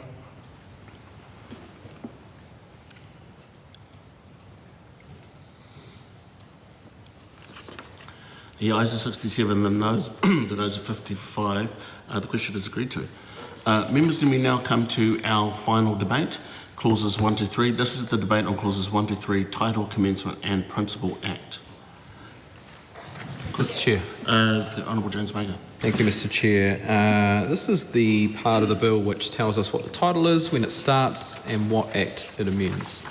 So first of all, the title of the bill, or which will be the title of the Act, will be the Game Animal Council Herds of Special Amendment Act. That's because it amends the Game Animal Council Act, and it's because it's to do with herds of special interest. So the general view around titles is it should describe what the bill does, and that's what it does. It amends the primary Act in relation to herds of special interest. Probably best to skip to clause 3, which actually outlines what the principal act is. That says that this act amends the Game Animal Council Act. That's what it does. And then back to clause 2. Clause 2 is the commencement clause. It says that the act will come into force the day after royal assent, and that will be the day following the date on which the Governor-General provides royal assent to the bill, and then it will come into force. Honourable Priyanka Krishna. Thank you, Mr. Chair. Mr. Chair, I feel that a more appropriate title for this piece of legislation would be the Game Animal Council not possible to both protect herds of special interest and ensure that national parks are protected to the highest possible level. And therein lies our opposition to this bill, because this amendment bill ultimately overrides protections that are in the National Parks Act for a reason. They are there to provide for the control of introduced browsers while ensuring that we preserve national parks, which ultimately is a status that is accorded to some of our most stunning landscapes and significant ecosystems that are also scientifically important for us. This is the highest level of protection that we can accord in area. And this amendment bill that we are here debating at committee stage just does one short thing. Sounds really simple, but it changes the protections to our national parks. And that is why the Labour Party opposes this bill. We do not, and I will say this again, because there have been a number of implications from the Minister that we consider hunters the villain. So I will say this again. We do not consider hunters the villain.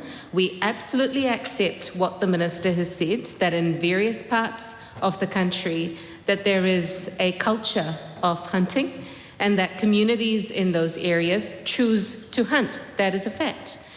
But what we do oppose is changing the law to reduce protections within the national park, wherein the status quo would have required the New Zealand Conservation Authority to have a say in how much of Indigenous plant and animal life is protected, and the fact that introduced browsers must be exterminated. This bill changes that, and our interpretation of it, and the interpretation of many who have submitted to Select Committee, is that that change weakens the protections for our national parks and that there is no actual need for that. DOC themselves have said that there's about 7 million hectares of public conservation land that hunters can hunt in. There is no need now to override protections to protect a specific herd of introduced browsers within national parks just so that they can be hunted there. And that's why I believe that the title is not quite reflective of what this bill does. We have traversed throughout the committee stage whether, given the Minister has been quite clear that this is not to introduce or to increase the population of introduced browsers massively. That's not the point of this legislation. The Minister has said quite clearly that it is to control the population size to an optimal level such that it's protected for hunters but will also improve conservation value, but hasn't been able to then articulate what that size is. He has said that it's in herd management plans, but I don't see it in there. There isn't a focus on biodiversity measures within herd management plans, just the requirement to manage them to a sustainable level, but we were trying to tease out what that means. So that then again points to the point that I've made, that it's not possible then to protect both, to protect a herd to a sustainable level and to increase conservation value in national parks. All of the evidence that we have seen and we have considered says there is no scientific evidence to say that you can do both, that the acceptable level of introduced browsers to improve conservation value in national parks is 0, which that means is exterminating as far as possible that particular population, or all introduced pests, basically. And I take the Minister's point that all the others can still be exterminated, just not this one that the Minister designates for the purposes of hunting. But the acceptable level is 0. So I will end where I began, that this should be the Game Animal Council, not possible to protect both herds of special interest and improve the conservation value of national parks. Scott Willis. Thank you, Mr. Chair. And following on from that excellent submission, I think that's a worthy title. However, I think I have one better for the Minister. And I do think it is worthy of the Minister's consideration because we have heard of the tensions that exist in the conservation estate, managing a herd, and we've heard from the Minister of the excellent work of the Wapiti Foundation, but we've also heard through submissions of the impact of invasive browsers, even within the Wapiti Foundation area, degrading our conservation estate, even within what is possibly going to be designated a herds of special interest area in a national park. So the title that I'm proposing for the Minister is a very simple title, and it is the Game Animal Council Herds of Invasive Browsers in Our Conservation Estate Amendment Bill. Now, I think that is a very accurate designation of what this bill is about. As my colleague has just mentioned, this is essentially, as the Minister has said, about controlling or maintaining or having a sustainable level of invasive browsers in our conservation estate. We don't yet know what that means. We've heard that it can't be done, but the Minister wants us to believe that's possible. So let's make this really clear. This is what the Minister is asking us to support. This is what the Minister wants the public to understand. This is the Game Animal Council Herds of Invasive Browsers in Our Conservation Estate Amendment Bill. And if I think about what's happening here, we've seen today where known deposits of so-called critical minerals can be found on our public conservation land. Small surprise that this government is seeking to sell conservation land to enable its exploitation. What we're seeing is more exploitation of our conservation estate by this government. So it's really good. It's really good to see the New Zealand Deerstalkers Association joining with Forest and Bird to protect public conservation land. And I'm pretty sure that there's an understanding here that what we are also protecting are invasive browsers on our conservation land, and invasive browsers that we know can't be managed in a way that sustains our unique flora and fauna of this nation. So for the Minister, I'm proposing we can have a sensible title for this bill, a bill that does a lot to make sure we can have browsers, invasive browsers in our conservation estate, and a bill that will enable hunting in our conservation estate and trophy hunting in our conservation estate rather than eradication and limiting the number of invasive browsers as far as we can possibly go.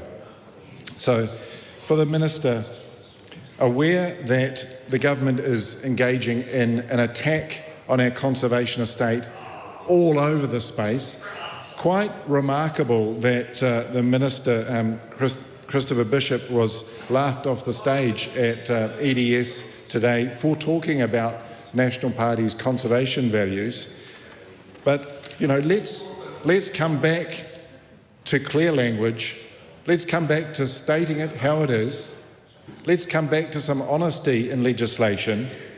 Minister, let's call this the Game Animal Council Herds of Invasive Browsers in Our Conservation Estate Amendment Bill. Let's just make sure that that's as clear as day from the Minister. Thank you. Thank you, Mr. Chair. My question is around the commencement, and I'm really grateful that the Minister and the Chair has alerted me to the ongoing litigation that has caused this bill to come out of a cabinet process. And my question really is whether the Minister is comfortable with passing the bill after the royal assent when that ongoing litigation is occurring, rather than changing that section 2 to say once the High Court judgment has come through. And when I look at the legal principles involved, it feels to me that this government doesn't have much regard to the role of the courts and the separation of powers that, as lawyers, I know the Minister and I both probably passionately defend the separation of powers to make sure that there isn't too much power vested in one estate of the democracy. That is a fundamental element of our democracy. When I look at this legislation, which indeed is currently before the courts, what the bill will do is it will change the framework of the way that our conservation and our special interest herds are managed while the previous process is being tested.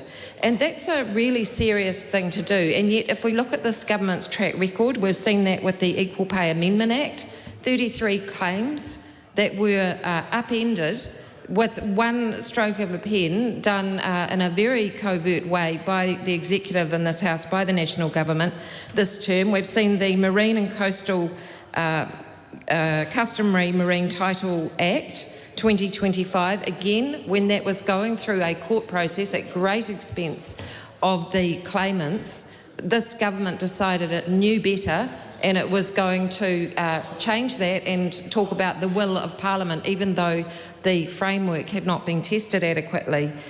We have the Credit Contracts and Consumer Finance Amendment Act, which has been favouring the big banks over small claimants in New Zealand. And this is very relevant because once again we see this trajectory of bills brought to the House where the royal assent is enough, and the government shows that it's arrogance, I think, in saying we know best, we know how to do this best. Throughout this committee stage, we have heard a great deal about what the Minister knows about hunting, and indeed he does know a lot about hunting. We heard very little, if anything, about the evidence base and the process, the correct process and the correct governance for making a fundamental law change to how these two bills interact. Now, the courts are really well placed to do that, and that is in fact what is happening. I looked up the famous case with Forest and Bird and the DOC and Wapiti partnership. The place to do that is in the courts. That is exactly what is happening. And yet this minister has insisted to bring this bill before the House and to say it'll go through before too long, and we will have the royal assent on it, and then it doesn't matter that the previous framework hasn't been tested. And that also shows that the resourcing required to make quite a significant change has not been given due regard either, because when we've asked about resourcing and we've asked questions about what kind of changes would need to be made or what kind of monitoring of the impacts would happen, there was a bit of a disregard. We were pointed to some of the management plans. There was no appetite from the Minister to require tracking and to require reporting on that of what the real impacts were rather than the expected impacts. And I proposed a number of amendments that would have provided that safeguarding. If the Minister was genuine about wanting to strike that balance, then he would have accepted some of those amendments, because currently there is no safeguarding. And the real worry, I think, of this bill is articulated by the Honourable Eugenie Sage, our previous colleague, who said it does open the door up to a whole lot of other changes that are going to erode the conservation status of our conservation land. So, Minister, please, can you consider doing the right thing, change Section 2 under the title and commencement to make this bill pass once we have had a final determination from the rightful place to make these determinations, which is the courts. Finally, I'd like to suggest a title myself. I think we should probably call this again Animal Council bracket overriding New Zealand Conservation Authority powers bracket. You could add an explicitly if you wanted there, or we could have or explicit override of National Parks Act. Mr. Chair. Honourable James Magan. Thank you, Mr. Chair. We won't be changing the commencement date, mainly for the reason that the litigation the member refers to has nothing to do with herds of special interest. It's a challenge around community agreements. So you could make the commencement date 2054 and Tom Rutherford can sign it into law, but it wouldn't make a difference to that litigation because it's to do with community agreements and not to herds of special interest. So the commencement date, we don't agree with changing that. And in terms of changes to the titles, look, I think there are some interesting titles. I'm sure the members think they are serious attempts to name the bill, but we think that the Game Animal Council Herds of Special Interest Amendment Act is a good name for the act. Scott Willis. Here, and I reject the accusation that they are not serious attempts to improve the title. I think the previous offer was a very relevant option for the Minister, but I do have a second, given the Minister's unwillingness to accept my first offer. And I think this is really speaking to the point that we've heard repeatedly, that this is about ensuring hunters have access to trophy animals in our conservation estate. And one of the risks that we see in the Conservation Amendment Bill is its directive to DOC to enable the use and development of public conservation land to the greatest extent practicable, which elevates commercial intent and activities above conservation values and habitat protection.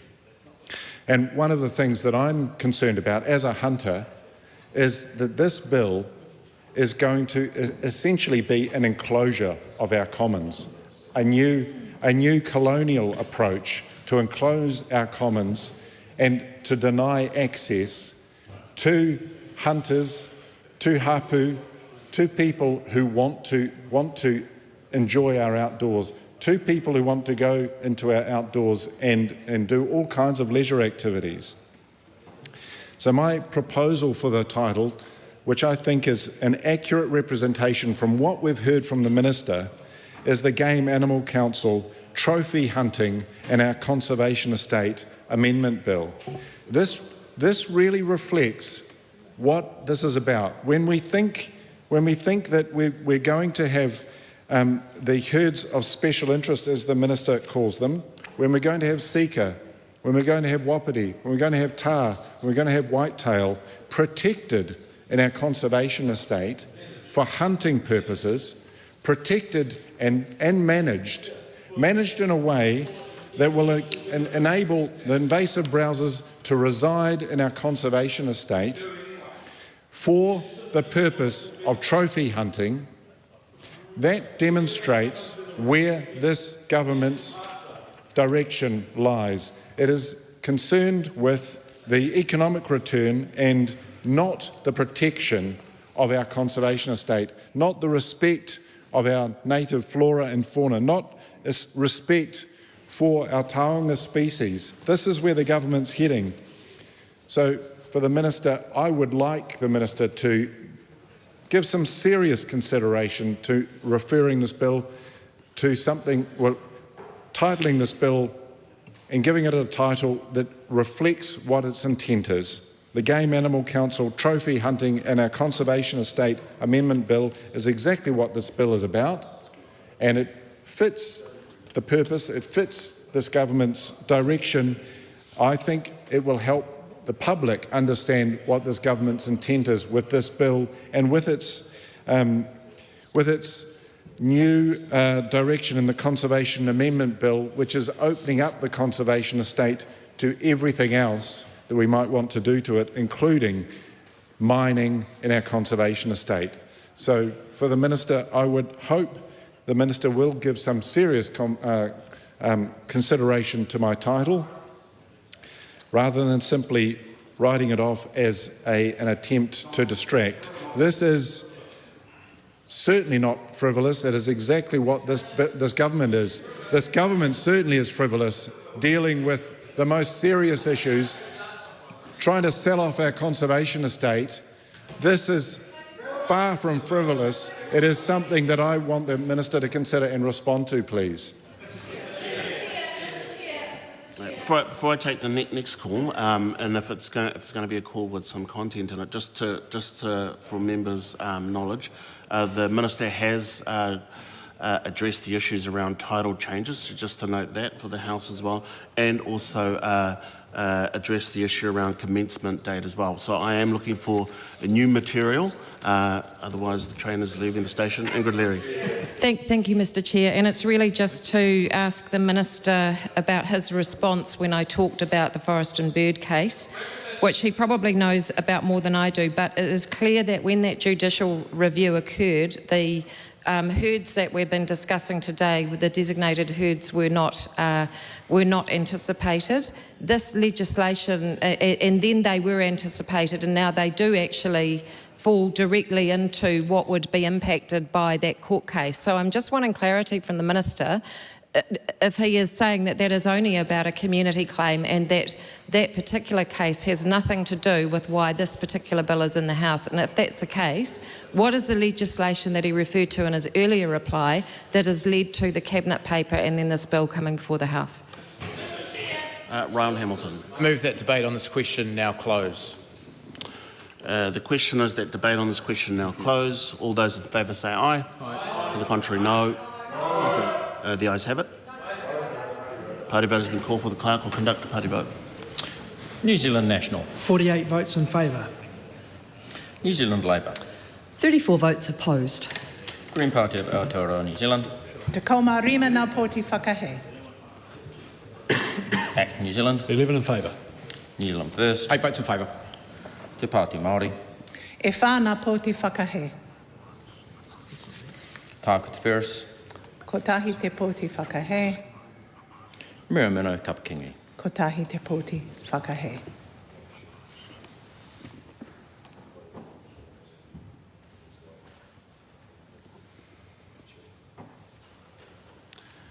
The ayes are 67, the noes are 55. The question is agreed to.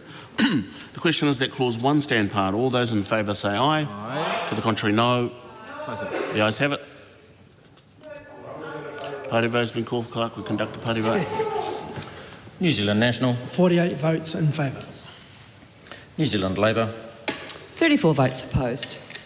Green Party of Aotearoa, New Zealand. Te ko marima nā pōti whakahe. ACT New Zealand. 11 in favour. New Zealand First. 8 votes in favour. Green Party of... Te Party Māori. E whā nā pōti whakahe. Tāku Te Ferris. Ko tahi te pōti whakahe. Mirameno Kapakingi. Ko tahi te pōti whakahe.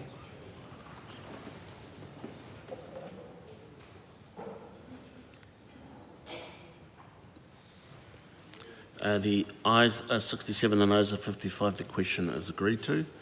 The question is that clause 2 stand part. All those in favour say aye. Aye. To the contrary, no. The ayes have it.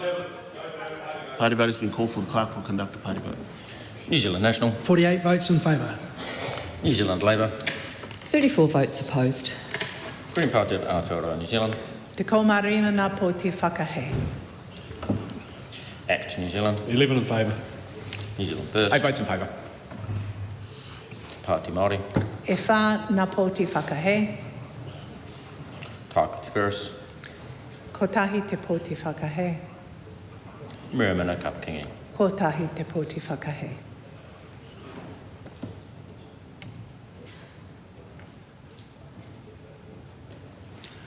The ayes are 67, the noes are 55. The question is agreed to. The question is that clause 3 stand part. All those in favour say aye. Aye. To the contrary, no. The ayes have it. Party vote has been called for. The clerk will conduct the party vote. New Zealand National. 48 votes in favour. New Zealand Labour. 34 votes opposed. Green Party of Aotearoa, New Zealand. Te ko marima nā pōti whakahe. ACT New Zealand. 11 in favour. New Zealand First. 8 votes in favour. Te Party Māori. E whā nā pōti whakahe. Tāku Te Ferris. Ko tahi te pōti whakahe. Mirameno Kapakingi. Ko tahi te pōti whakahe.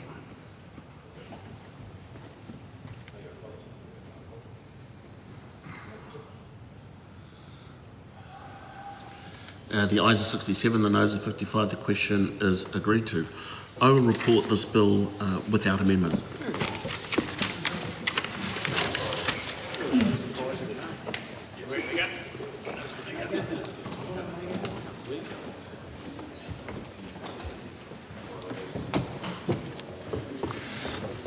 The House is resumed. Mr Speaker, the committee has considered the Game Animal Council Herds of Special Interest Amendment Bill and reports it without amendment. Mr Speaker, I move that the report be adopted. The question is the report be adopted. Those of that opinion will say aye. Aye. To the contrary, no. The ayes have it. The bill is set down for third reading next sitting day. Call on Government Order of the Day number 6. Local Government System Improvements Amendment Bill interrupted debate on second reading. Lomanga Lydia Susini. Thank you, Mr Speaker.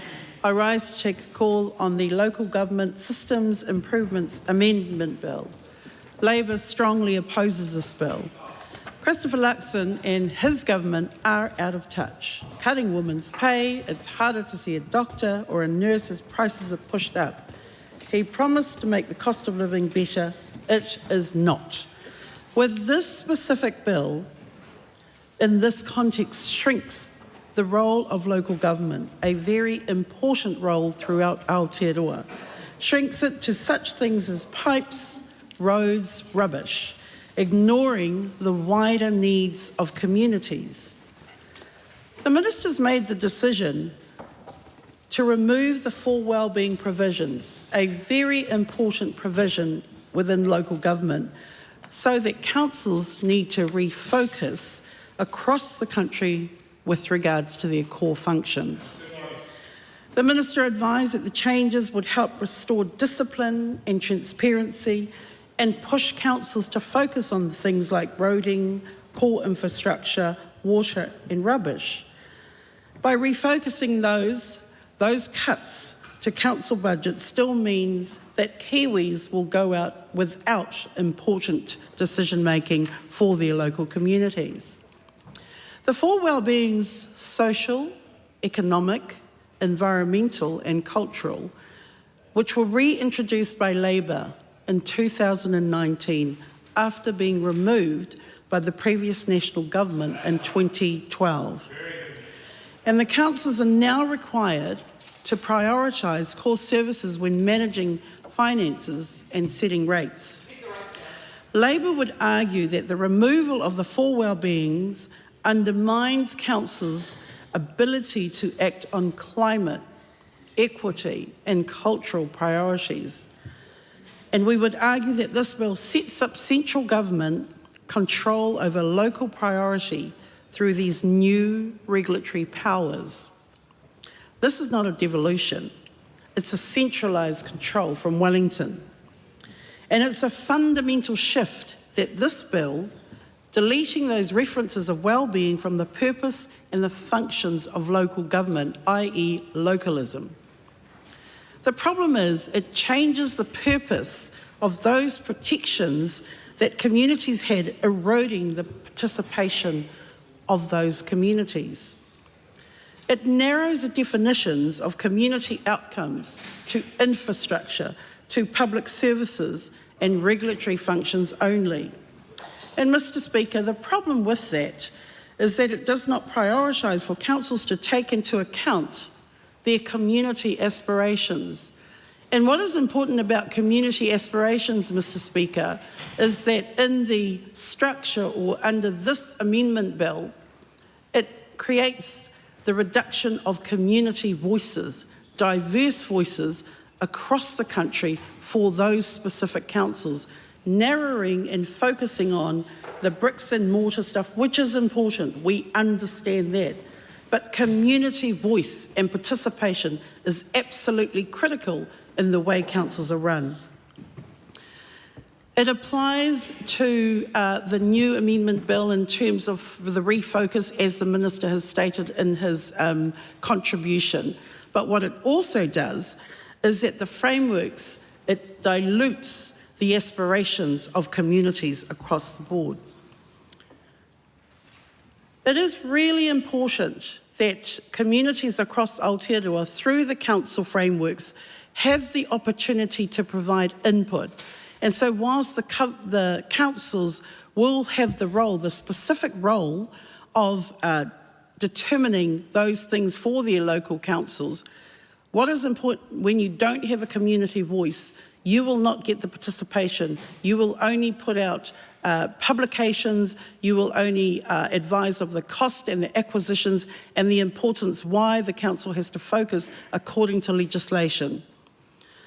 However, the important principles and values and well-beings that were described before in the legislation is important for residents to understand the why council officials make decisions, the importance of information that comes out to the community.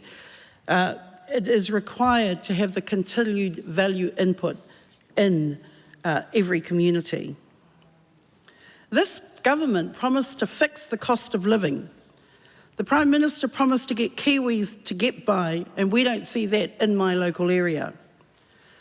The Minister had advised that local government have drifted from their core responsibilities. They need to focus on the essentials and deliver to their community, and that by refocusing councils, they will help deliver better value for money and help address cost of living.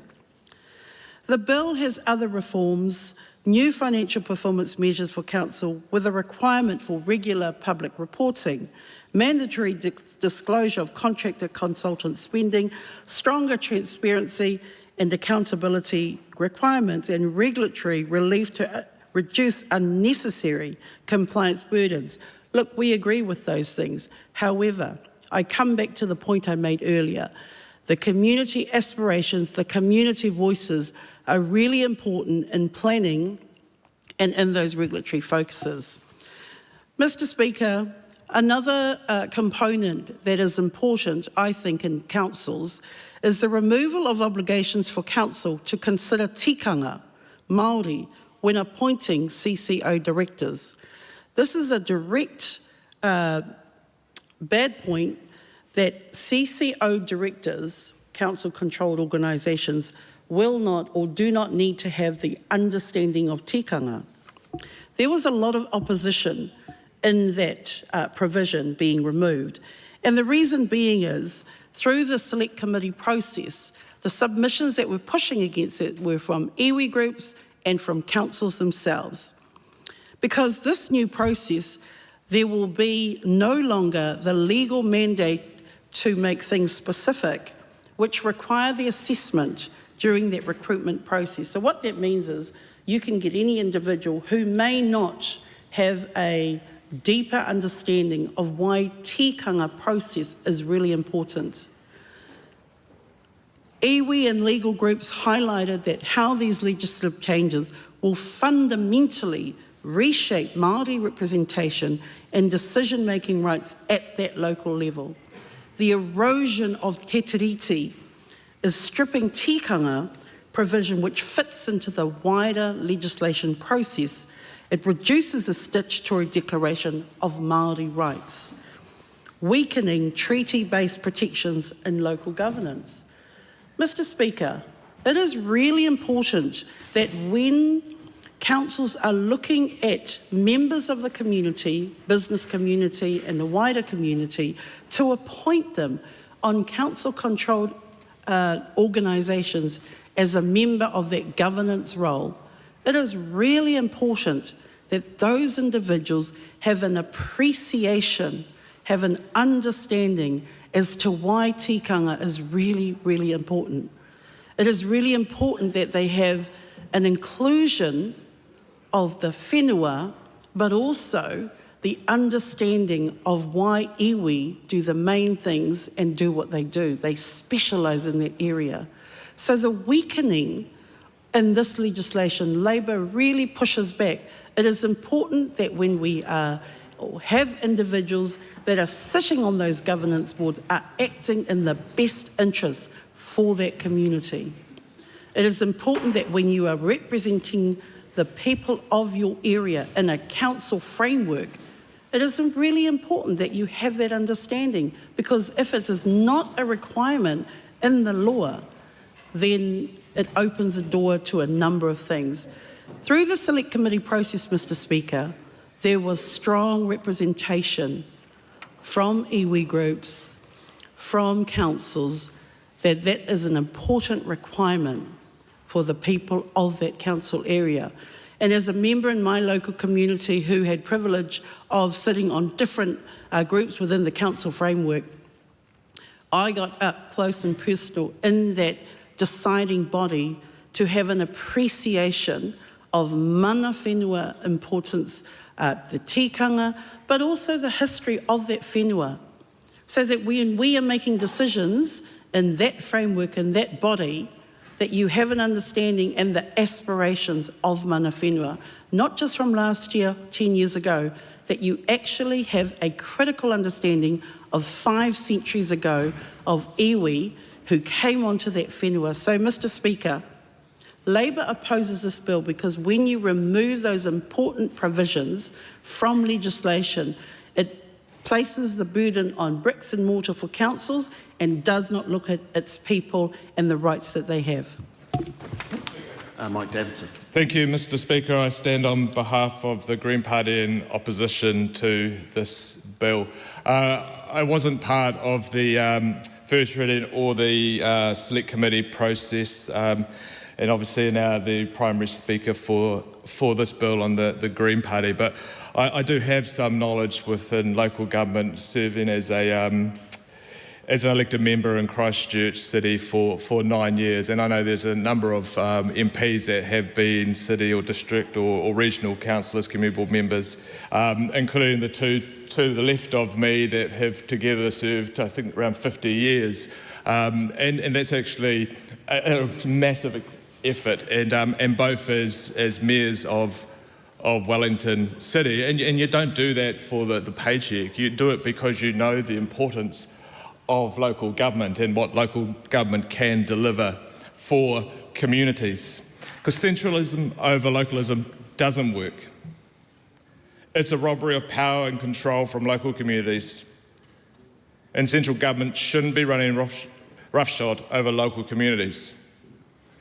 They are the words of Christopher Luxon before he was Prime Minister.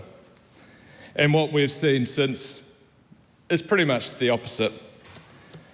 Very clearly, there are many attempts to remove the ability for local councils to democratically decide on local Māori wards.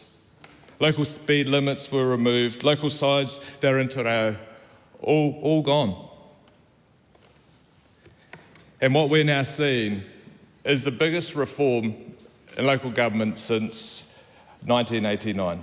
And the sector actually, and many people around it, accept that reform is needed.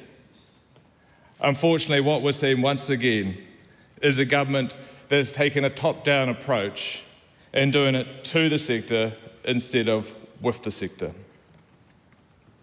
With this bill, the Local Government System Improvements Bill, Amendment Bill, it's pretty much saying that the 4 well-beings are bad, and because of that, rates are going up. And yet there's absolutely no evidence at all that would ever say that having 4 well-beings in the Local Government Act are putting pressure on rates and making them go up.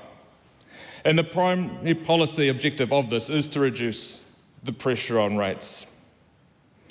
Yet really the bill doesn't address one of the biggest issues with councils, that is funding. If this government was serious about helping local government, they'd actually look at some of the funding mechanisms, including the potential of GST sharing. I look at a city like Christchurch that went through significant GST sharing, yes, excellent policy. Thank you. Went through significant damage from the earthquakes and had to rebuild. The ratepayers, the citizens of Christchurch, through their rates, have spent billions of dollars. The GST has all gone to central government. The revenue being gathered because of that rebuild is also significant. And the GST, once again, goes to government. GST on rates. Surely the GST from rates could be shared back with councils to help with infrastructure. But no, this government knows best, and therefore is just going to punish councils for trying to serve their community.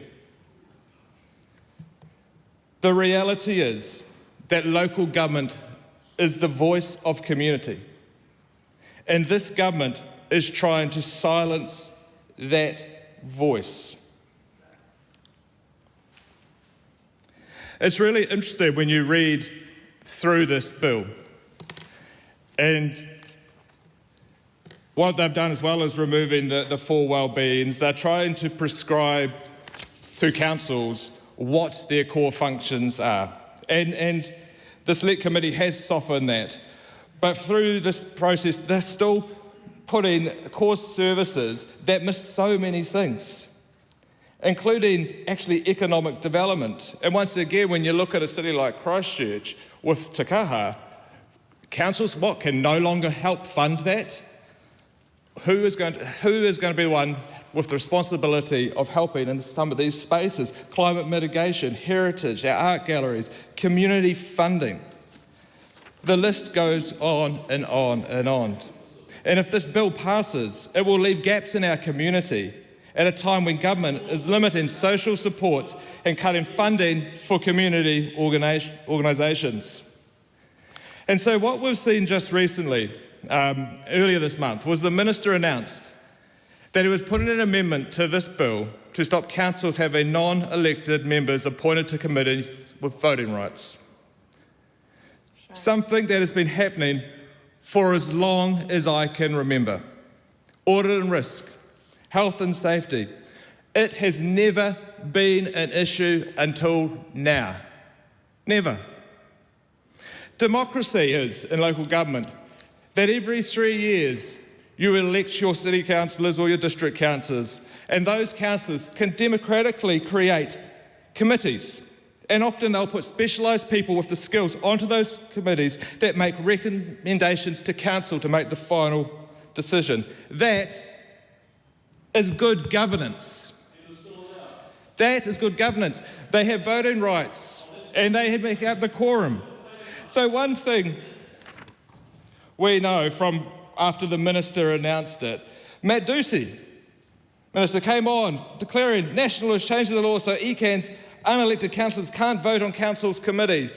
The unelected ECAN councillors he's referring to are the two mana whenua reps. Now, unfortunately for Matt, he did not know the amendment that well because he's completely wrong with that fact because they're not on a committee, they're on the actual council, but it clearly showed that Matt was very, very happy that they were going to remove Ngāi Tahu's representation on ECAN.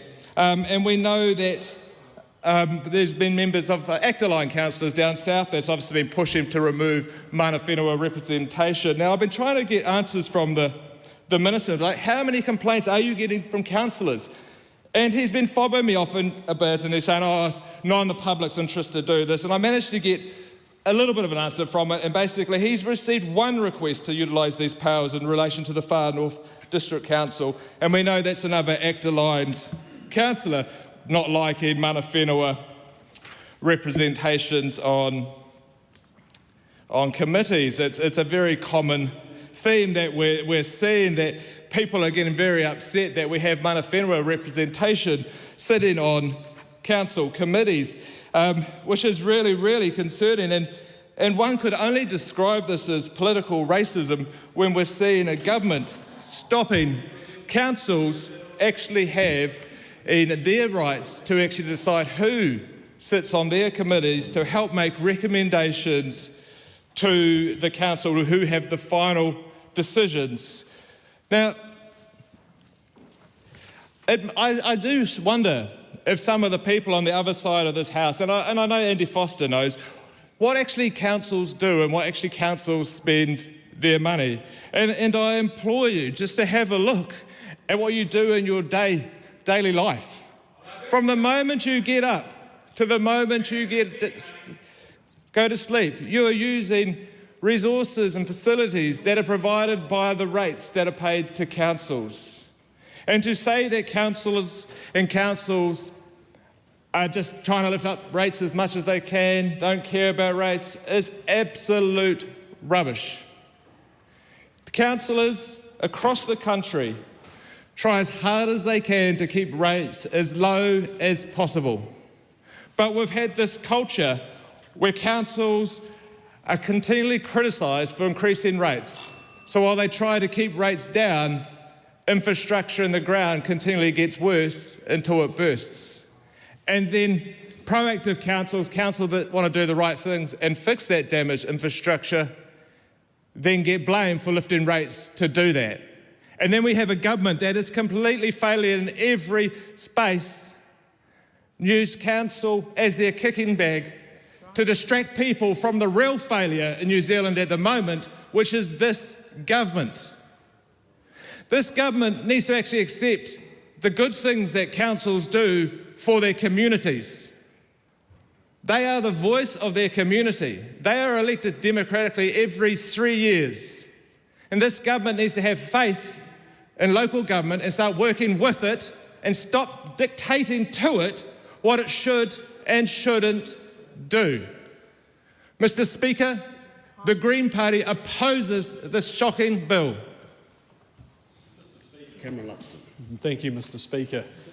You know, it's great to see a government working with local councils on things like regional deals, on things like infrastructure funds that councils who consent more can get more, and that's what this government has provided.